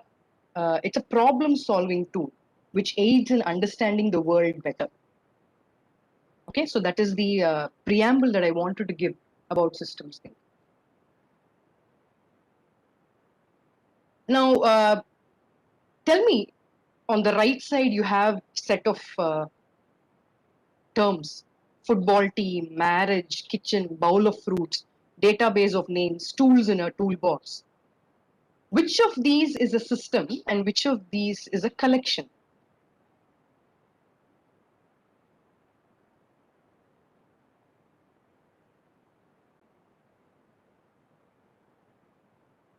So remember, so please read this, the middle box, which says, system is any group of interacting, interdependent parts. So you have in a family, you have different people. You have father, mother, children, grandparents. But that doesn't make it as a system. You could have a very disjointed family where each of them, they are living their independent life. So they don't become a system. So a system is any unit. It could be a small unit, it could be a large unit, but the interaction between the parts makes it a system. So tell me, football team, is it a collection or a system? Just take a guess, no? It's a system. Okay. Any other response? Everybody's saying a system. When can it be just a collection, Ayushi?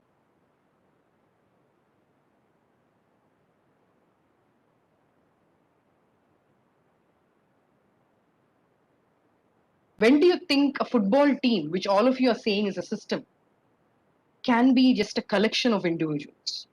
Can that happen? When the numbers are new, when a newly formed team, super Vineet. So you form a new team where people don't know each other. So there the synergy, which is a very, very important systems thinking tool, has not happened yet. The interaction has not happened yet. They are still individuals who haven't formed the whole. So they are collection of entities, or they're just parts. They don't make the whole. Marriage, similarly, you may assume that it is a system, but there may be dysfunctional marriages. Mukesh, super. When they don't have shared vision, please write this down. I hope all of you have notebooks and notebook and pen. In systems thinking, what is most important, as Mukesh rightly mentioned, they have to have a shared goal or shared vision. Just imagine if in a football team, everybody wants to be the goalie. I mean, everybody wants to have the maximum number of goals. That's not possible. You have different positions in the game. And sometimes it's like a batsman getting a run, getting a century is not because of the batsman alone. You have the in the non-striking end, you have another batsman who's helping you run, and so many other factors that makes you get a century. So they have to have shared vision, shared goal. Everybody needs to work towards the same thing, not working in different directions for their own personal gain. Okay, so great. So it is about seeing life in motion, recognizing that the big picture is rarely static. It's constantly evolving and moving. And that brings in the complexity into a system. That's why I feel when we talk about human resources, or when you talk about organizational behavior, it may seem or sound very simplistic and common, but it's not common practice, because we are dealing with human beings who are a complex entity. So many layers, no? your personality, it has so many layers. It's not just you and your family. You have so many layers, your mood, your drive, your aspirations in life, your value systems. All of these make you, which is a very complex entity, difficult to understand.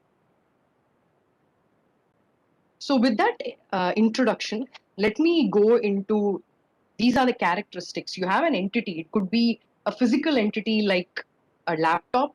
It could be a conceptual entity like a vision of a company.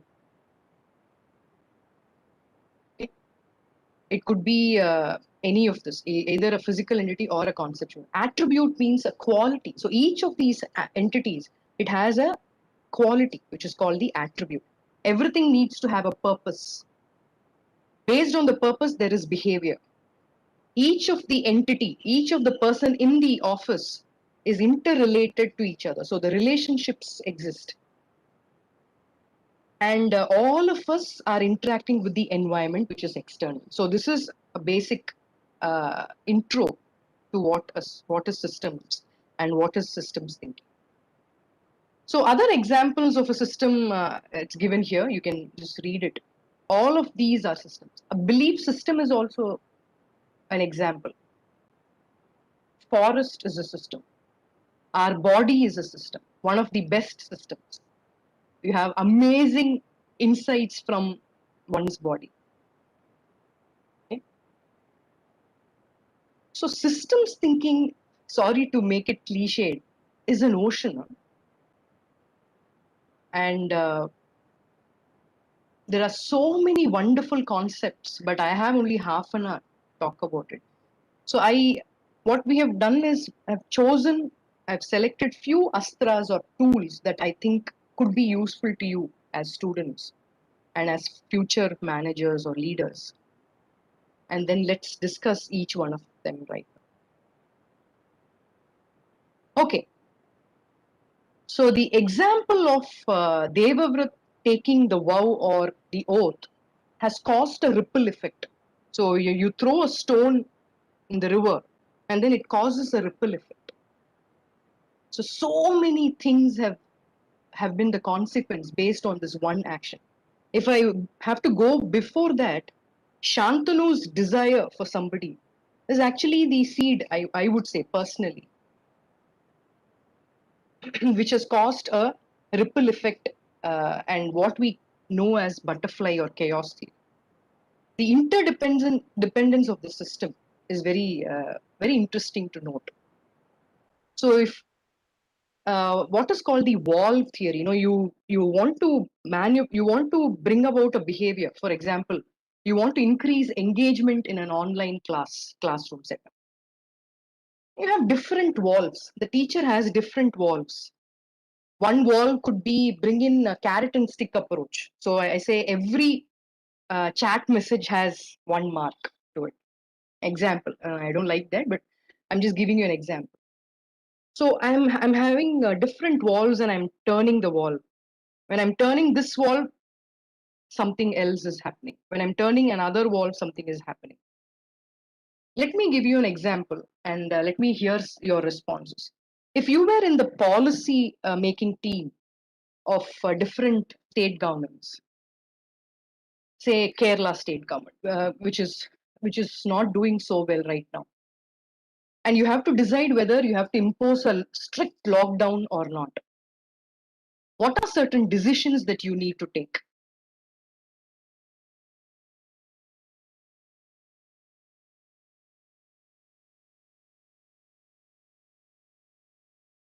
As a policy maker, you need to decide whether you have to impose strict lockdowns or not.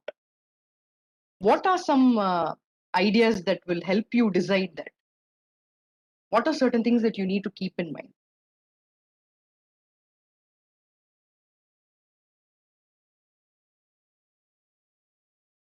Unmute and speak.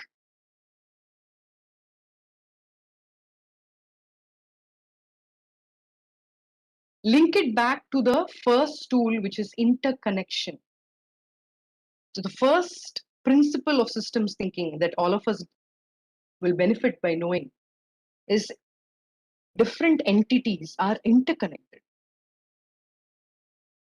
Yes. Now tell me, what is your decision on lockdown?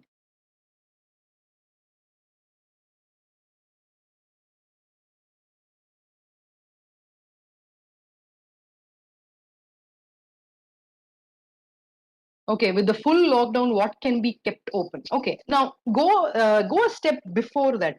Go a step before that, and think in terms of.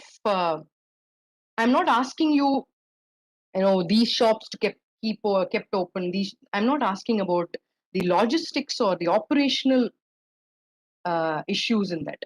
I'm asking you a fundamental question. If you have to decide on something, and you have the principle of interconnection, how will your mind think? Are numbers of infection increasing? Yes. Yeah. Are the numbers are increasing, obviously.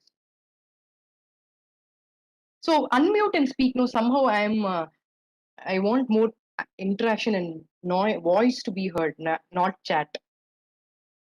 These are just discussion points. No, there's nothing right or wrong. Come on. So I think we need to look at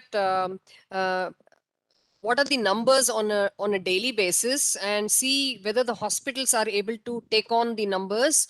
Do we have enough of equipment and doctors available?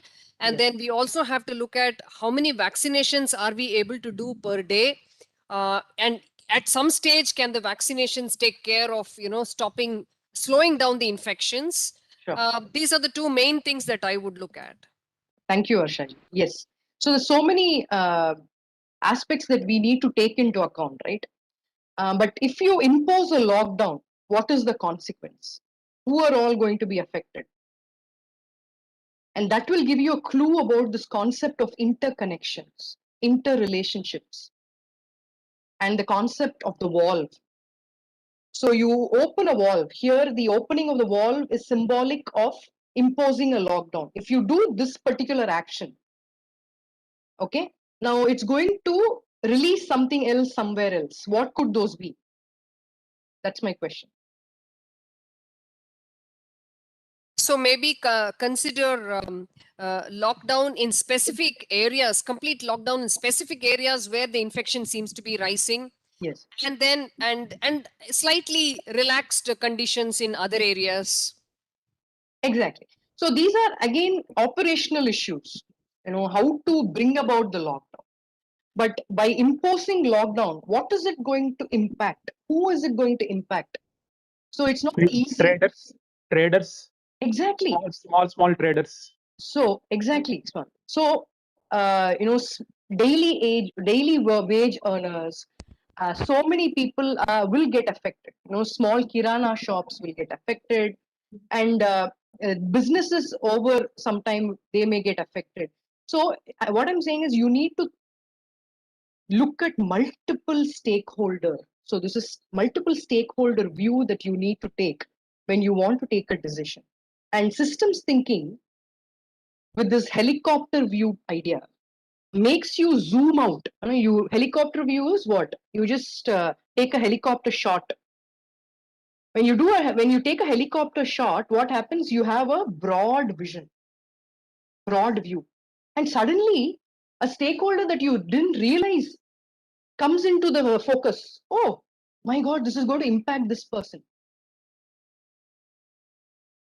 So right now, you may have, you may be sitting for placements, or later you may be sitting for placements. How do you choose a job?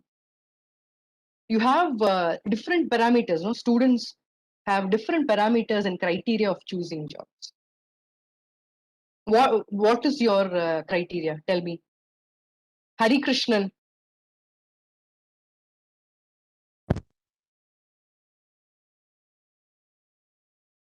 Go on, Hari. Are you there? Jayant, are you there? What would be your criteria while choosing a job? Bhavani? Anybody else? वैभव आपका video on है तो बकरा हो गया Boliye. Can't hear you, Vaibhav. No, no, no. Probably we may look into it, look into whether if I join this particular company, will I get the job satisfaction? Yes, yes, Swamiji. Yes. So the first thing that many of us look for is, is the job going to give me fulfillment? When I finish this session and go out, how do I feel? Feelings are very important. Obviously, we should feel more energized, not drained. Then there is something wrong with either something wrong with your relationship with the job or the task that you're doing. Is it playing to my strengths? My strengths are problem solving and communicating to people. But my job is an R&D job, which is just in my relationship is only with the laptop. So I'm not getting anything out of the job. So these are some criteria.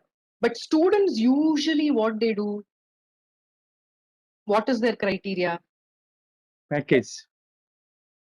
Package. Yes, Package is the criteria. exactly. So that's where the issue comes.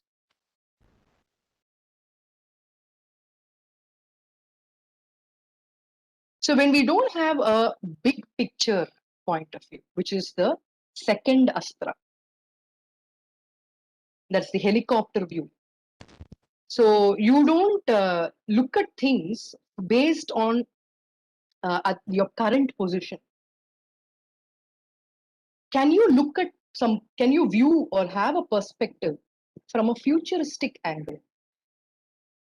That is what we call as sustainability, right?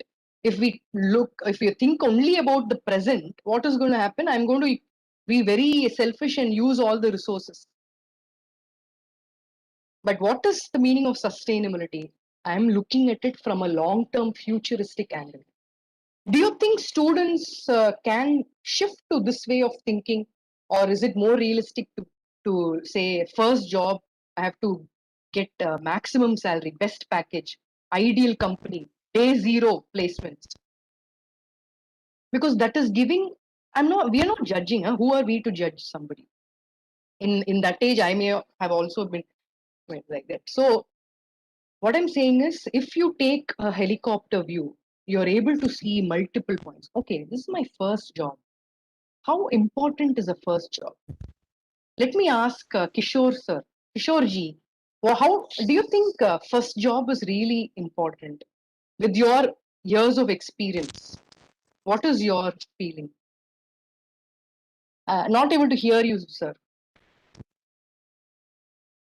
Not able to hear you. Are you able to hear now? Yes. No, now it's gone. I shouldn't be concerned about the first job Ah. because it's going in between. It's we are able to hear. Fulfillment is very important. Okay. So if fulfillment is important, I would not be so concerned about the package in the first job, but I'll see whether it is going to be fulfilling. Otherwise, I have always the option to change. Yes. So and this is what we had a placement officer. He is now in Chennai. In fact, he used to be with us. He would advise, don't look at the salary in the first job. Grab it.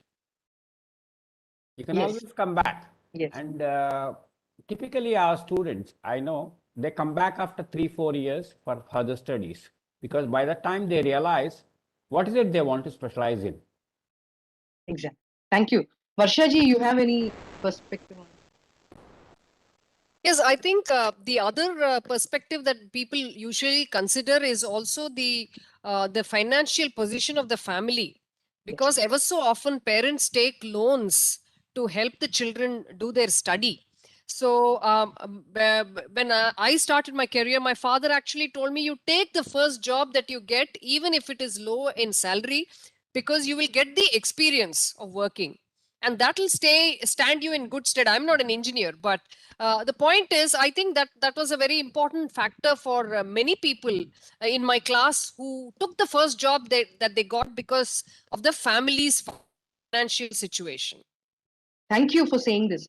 And that's the reason personally, it's not, I haven't done any research on this, but personally, having observed people and having spoken to alumni of high quality institutions, most of them say first job is not so influential. So it's not going to determine your career trajectory. It doesn't mean just grab something or stake something up, not that, but keep a broad-based view and let us see if we can be not myopic, in nature. Like profile is important, but package may not be that important. But again, it's easy to say all of this in my point of view, but students, but do whatever your inner guide or conscience says. So that is the final thing that I wanted to say. So um, the big picture. Yes, sir. I'll add something. Yes, sir. Hey, when I was finishing my undergrad, okay, I got a job even before my results were out, and I was getting about 900 rupees in those days, and a 5-year commitment was there. In those days, they used to take about 2 years of bond and 2 years of training, and then 5 years bond was there. And there were many other opportunities available, and public sector was also giving the similar salary with similar bond. And we were even waiting. I mean, I was in the first gate. We did not know how the gate would be held also. So we just had to appear for the gate. So gate results were still due, and I at least knew that I was going to get something in the gate. And master's program was reduced to 1.5 years at that time. So he said it's only 3 semesters. So there are many things which come. Yes, as Vashaji was telling, you need to have, some people may have family commitment. But how much do you need? I mean, that is where the point lies. Okay, so you may have to weigh out. So what I did, that was a private company, this was a government company, similar bond. So I said, okay, let me see. Public sector with a larger establishment, opportunities to train in different areas was much larger than a small company in a remote place. Each has its own advantage in the sense that you start with a small company which is beginning, you grow with the company. Yes, yes. I totally second that. I feel being able to make more meaningful contributions if the company is smaller, like a startup or anything like that, where we learn a lot instead of being a small fish in a large ocean, like no, but it is very different, as a 20-year-old perspective will be different. As a 60-year-old, it's going to be different. Exactly. So thank you, Kishore. So please keep the bigger picture in mind when you're deciding something. So that is the basic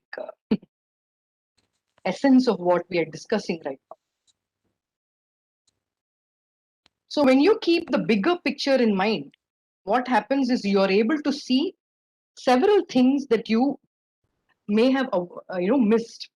So new opportunities come in, so which you may have missed. And this is perhaps my personal most favorite astra, which is called window of perception. 2004 I learned this, and I still use it very regularly in my life. I have a slight beef with Shantanu. So sorry I'm bringing this example. Of course, I may not have understood his character in totality. So I apologize if there is any naivety or ignorance on my part. But I feel if Shantanu had enlarged his window of perception, what is window of perception? The way you see things, like what I said about a helicopter view, you're looking at not only at present, I, me, and present. You're looking across time zone, across timelines, and across different entities. So if I go beyond looking at I, me, myself right now, and then look at my family, look at my kingdom, look at my community, look at my country and the entire universe. Okay, on one hand, the y-axis, and look at now, a year from now, 5 years, 10 years, which is the essence of sustainability. So this entire model is a model of sustainability. So when we enlarge our window, so we are not looking from a myopic binocular view, we are enlarging and including the years, different timelines, and different people who will be affected by our behavior. Our behavior may change. Any thoughts on this powerful concept? First of all, students, was I able to communicate clearly? Or was there ambiguity in how I communicate? So when you look at something in a myopic view, what do you see? You see all these fairness creams come in, no? So the myopic view is that people have to be like this, women have to be like this, men have to be like this, and you're stereotyping all of them. It's a very narrow way of body shame. It's a narrow way, and you're body shaming people. Yes, and that's not the actual definition of beauty. Beauty is in the eyes of the beholder. So when you expand the window of perception, expand the window that you're seeing something, you may see that this particular idea of fairness, this particular idea of slimness is affecting people's self-esteem.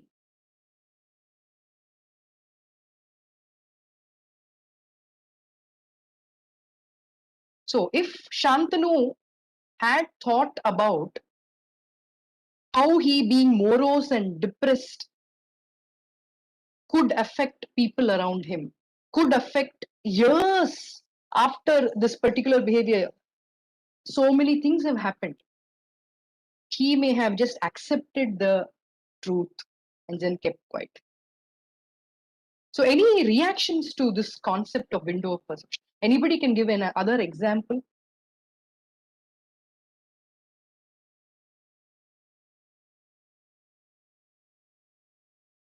Yes, Super. Thank we you, ma'am. talk about. Yes, sir. SG. No, not able to hear. No, not able to hear. Forecasting and planning we do, right, in our yes. How do we do it in an engineering system? We talk about short term, medium term, and long term. And when you go for an interview, I mean, you will see they will ask you, what do you want to, where do you want to see in 10 years down the line? Yes. And last 5 years are significant contribution. Anywhere you apply for any award, people will ask you for the last 5 years. So that's what is the thing. So if you look at this diagram which we saw, it is essentially showing, you look at immediately. See, immediately if you need some finance for taking care of basic needs, yes, you should look for one. But you have to eventually think, what is it you're going to do over the long period? Okay, what are you going to do 10 years down the line, 20 years down the line? Okay, you take a decision. When you do this, what is it? How are you going to go forward? This is where the thoughts have to be. Beautiful. So that's the concept of visioning. No, you're able to look beyond. And I'm again bringing in the concept of sustainability, because when you want to encourage sustainable thinking, which all of us need to encourage, we need to think in a sustainable manner. It is only through an enlarging of the window of perception. Okay. So any thoughts, other students, anybody want to add any example?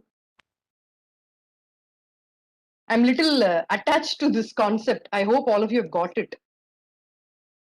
Yeah, the IIT undergrads, you can learn this another way. See, all of you these days have to go through a concept of coaching, right, for 4 years.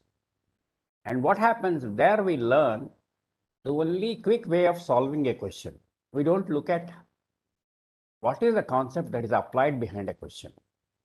And in fact, we spend time when you come to the IITs to make you unlearn those concepts. So that is the thing. So that is a short-term goal. What we are looking at is a long-term goal. Super. And thank you, Kishorji. That made a lot of sense. And when you want to decide on something, if there is a dilemma that you're going through, either this or that, window of perception is a great tool to use, because so much of rampant copying and malpractice is happening in schools, in colleges, in organizations. So how do you build ethical culture in your system? It could be a family, it could be classroom, it could be an organization. It is by taking this large window of perception, where I say, okay, this particular act of mine right now may give me marks, but that's the ignorance speaking. So later on when you go for work, when you deserve something and another person who doesn't deserve it gets the promotion, you have forfeited the right to crib. Yes or no? You have lost the chance. We have lost the chance to crib or complain because it happened in our favor before. So the next astra that please think about it. First one was interrelationships. The second astra was bigger picture, helicopter view. The third talks about window of perception. And a fourth similar one, I'm short of time. So Swamiji, I started 5 minutes late. Can I continue 5 more minutes? Or shall I stop here? Continue, please continue. Okay. So around five more minutes. Okay, thank you. So another concept which we all know is holism and reductionism. Let me ask you a question. Which one is better? Holism or reductionism? Which one is better? Ayurveda or allopathy? Tell me.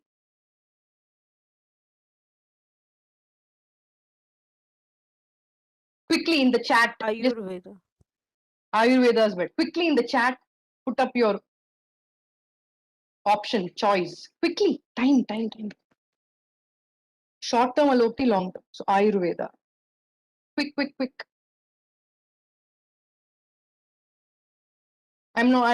Have got only 4, 5. Okay.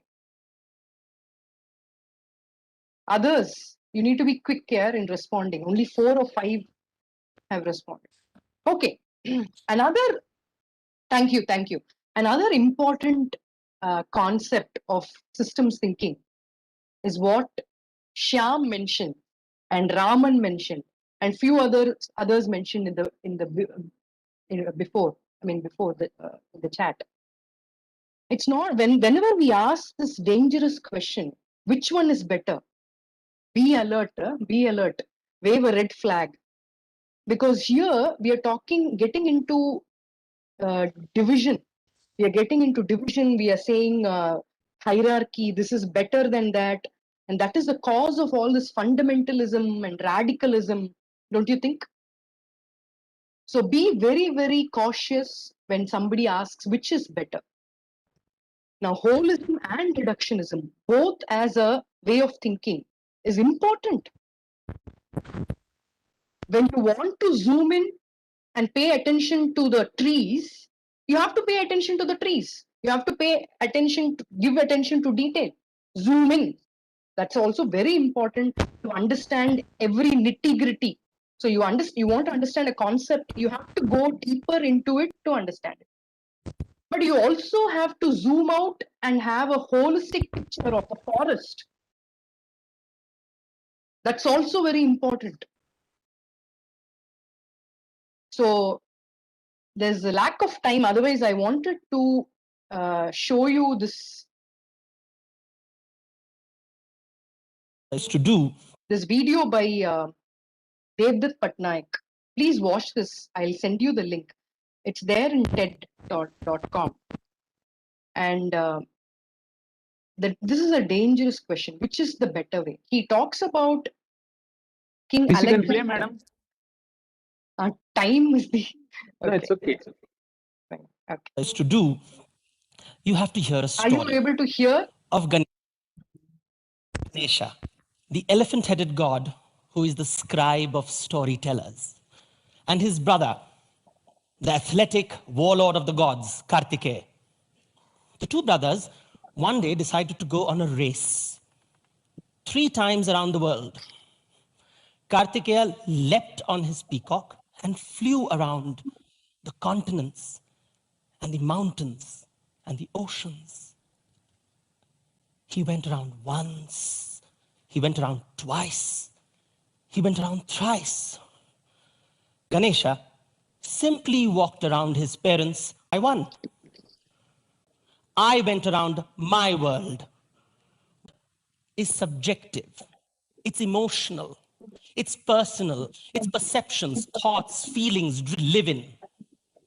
The world function to its own customized version of mythology, symbols and rituals, which are always the world. And there is your world. And my world is all ash of 326 BC, on the banks of a river called the Indus, now in Pakistan. This river lends itself to India's name, India, Indus. Alexander, a young Macedonian, met there what he called a gymnosophist, which means the naked wise man. We don't know who he was. Perhaps he was a Jain monk, like Bahubali over here, the Gomateshwara Bahubali, whose image is not far from Mysore. Or perhaps he was just a yogi who was sitting on a rock, staring at the sky and the sun and the moon. Alexander asked, "What are you doing?" And the gymnosophist answered, "I'm experiencing nothingness." Then the gymnosophist asked, "What are you doing?" And Alexander said, "I am conquering the world." And they both laughed. Each one thought the other was a fool. Gymnosophist said, "Why is he conquering the world? It's pointless." And Alexander thought, "Why is he sitting around doing nothing? What a waste of a life."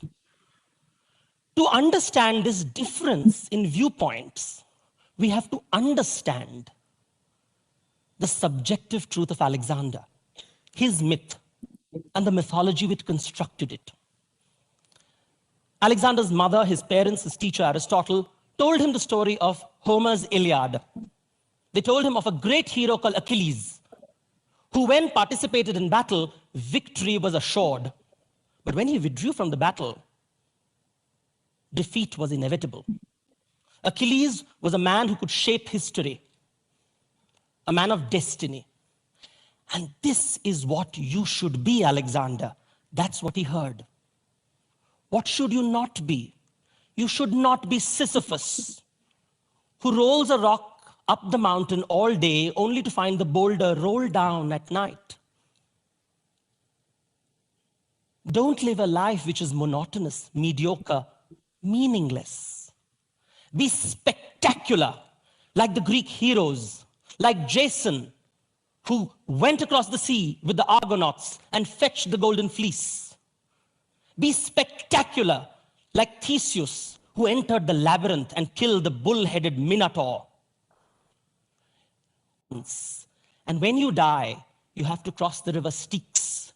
And if you have lived an extraordinary life, you will be welcomed to Elysium, or what the French call Champs-Élysées, the heaven of the heroes. But these are not the stories that the gymnosophist heard. He heard a very different story. He heard of a man called Bharat, after whom India is called Bharata. Bharat also conquered the world.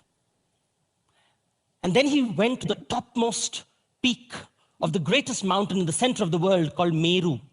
And he wanted to hoist his flag to say, "I was here first." But when he reached the mountain peak, he found the peak covered with countless flags of world conquerors before him, each one claiming, "I was here first." That's what I thought until I came here. And suddenly, in this canvas of infinity, Bharat felt insignificant. This was the mythology of the gymnosophist. Okay. Yes, Varshaji, I'll finish in a few minutes. So this is a very nice TED talk by Devdutt Patnaik that talks about multiple perspectives exist, multiple truths exist. What is truth for me may not be true to you. What is true to you may not be true to me.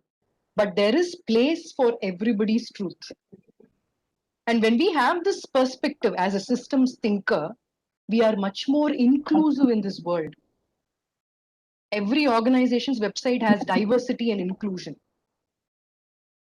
When we can accept that people are different, when we can accept multiple perspectives and truths exist, our lives will be much more peaceful, right? So this is, again, a very, very important aspect of systems thinking. So I just want to end my presentation. So many tools are there. You know, if anybody is interested, I'll give you my email ID and we can discuss more about it later. What it has made several people who are into systems thinking is that we have been made to be more benevolent, more compassionate. Because when we know interrelationships exist, we understand that every living being is important. And that's the point that I want to end with. Sustainable living, sustainable thought is the way forward for well-being of individuals, communities, and the universe. Thank you. Namaste. Thank you very much, Swamiji, for this opportunity. Really blessed again for the opportunity. Thank you, Varshaji.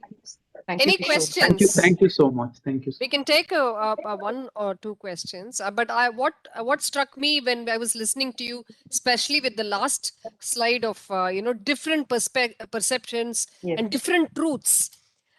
So I'm reminded of what Sri Ramakrishna would often say: "Ekam sat, bahuda vipra vadanti." There is one truth, but there are many ways to get to that truth. So as long as we are aware and we are able to respect each other's truths, I think that will lead to a good society. Yes. Very, very thank you. Any questions? So, yeah, this is my email ID.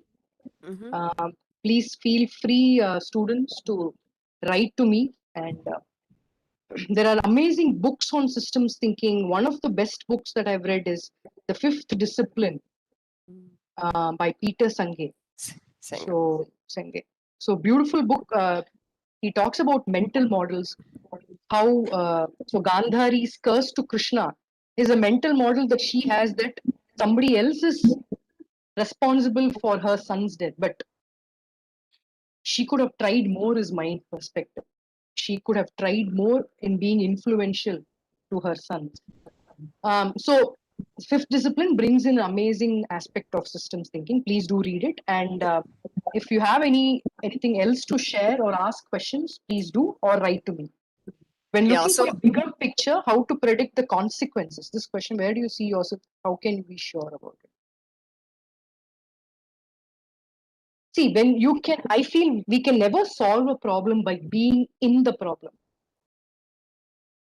So we need to, it's a visualization that we are doing, the power of visualization. You actually visually, mentally step out of that situation. Because if you are in a particular problem, we can never solve it because we are too attached to that problem. So we may be very biased in the way we think. So when you want to look at the bigger picture, you have to mentally, I don't know how you do it, but you have to visually, mentally step out and ask questions. I think asking questions is positively correlated to learning curve. So the more we ask questions, the more we include different stakeholders into the situation, we can see a bigger picture, is my answer. So may I respond to that?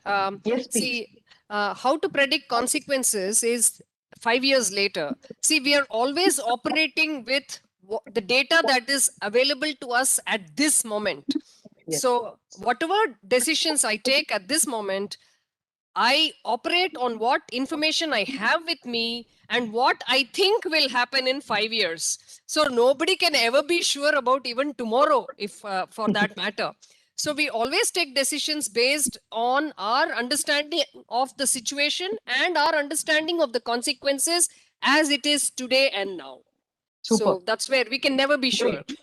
And everything is on hindsight, no? So whether a decision's outcome is favorable or unfavorable is on hindsight.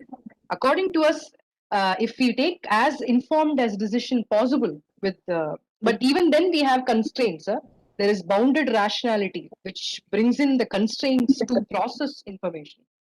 But if we do as much as possible conscious living, we can reduce regrets. Yes, Kishorji. No, not able. Mhm. No. No, not able to hear. Now Yes. you will be able to hear. Yes, Hang yes. on.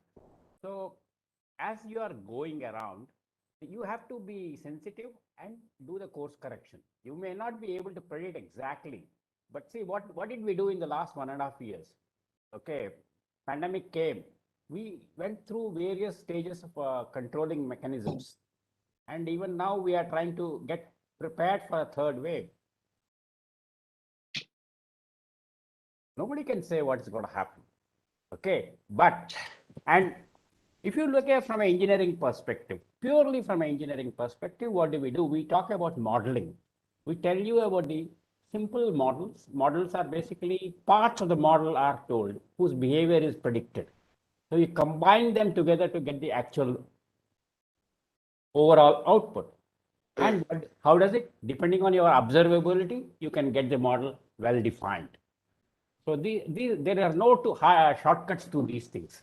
Yes. And there are no correct solutions. Like, JEE question has a very correct solution. In the life there is are not no like that. So I think on that note, life is not, it's not exactly right and wrong. There are lots of shades of gray in life. And thank you so much for opening our eyes into looking at the world in a different way. I think that's the most important takeaway from Professor Vijay Lakshmi's talk today. Thank you all for joining us on a wonderful day. And I'm going to request everyone to stand up for the national anthem, after which I will do some closing remarks. So, shall we just pay our respects to this country? National anthem.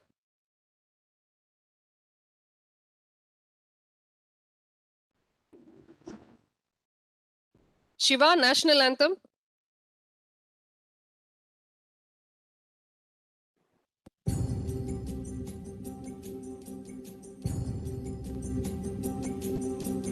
Jana Gana मन अधिनायक जय हे भारत भाग्य विधाता पंजाब सिंध गुजरात मराठा द्राविड़ उत्कल बंग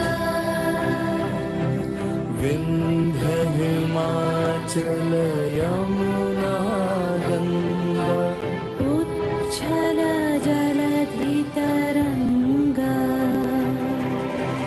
तव शुभ नामे जागे तव शुभ आशीष मांगे गाहे तव जय गाथा जन गण मंगलदायक जय हे भारत भाग्य विधाता जय हे जय हे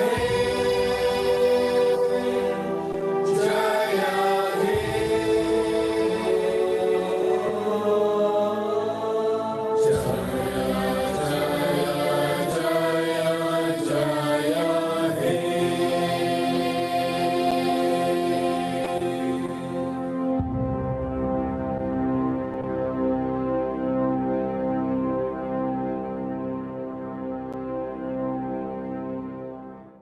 Thank you. Thank you. Thank you so much.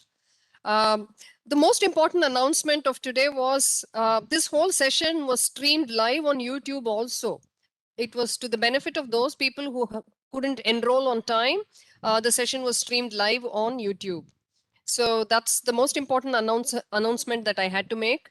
Apart from that, the next important announcement is please make use of whatever you've learned. So in the next week, see if you can implement one of these concepts. Let us say helicopter vision. When you're stumped with a problem, are you able to step back and look at it with look at the big picture, like Vijay Lakshmi ji said?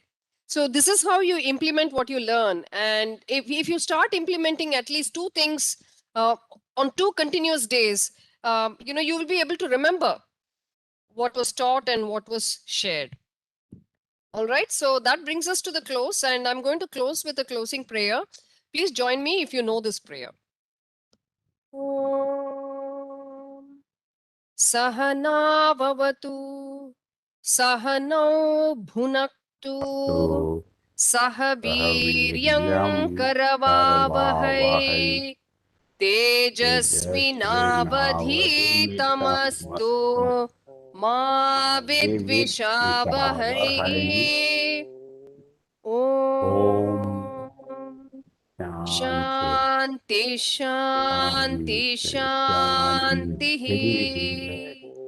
Harihi Om Tat Sat. Sri Ramakrishna Arpanamastu. And Jai Hind. Jai Hind. Jai Hind. Thank you. Thank you very much, Madam Vijayalakshmi, Madam. Thank you so much. Thank you so much. I have learned personally. I have learned a lot from this talk. I'm also happy that you're also working on positive psychology. Yes. So we branched out to that because it adds to personal growth also. Yeah, yes. We have a book. Just I'll send it to you. One book we have published recently on positive psychology. Okay. I'll send it to you through one of our study circle student. Okay, great. Thank you. Thank you so much. Namaste. See you all next week. Last session next week. Goodbye for now. See you all next week.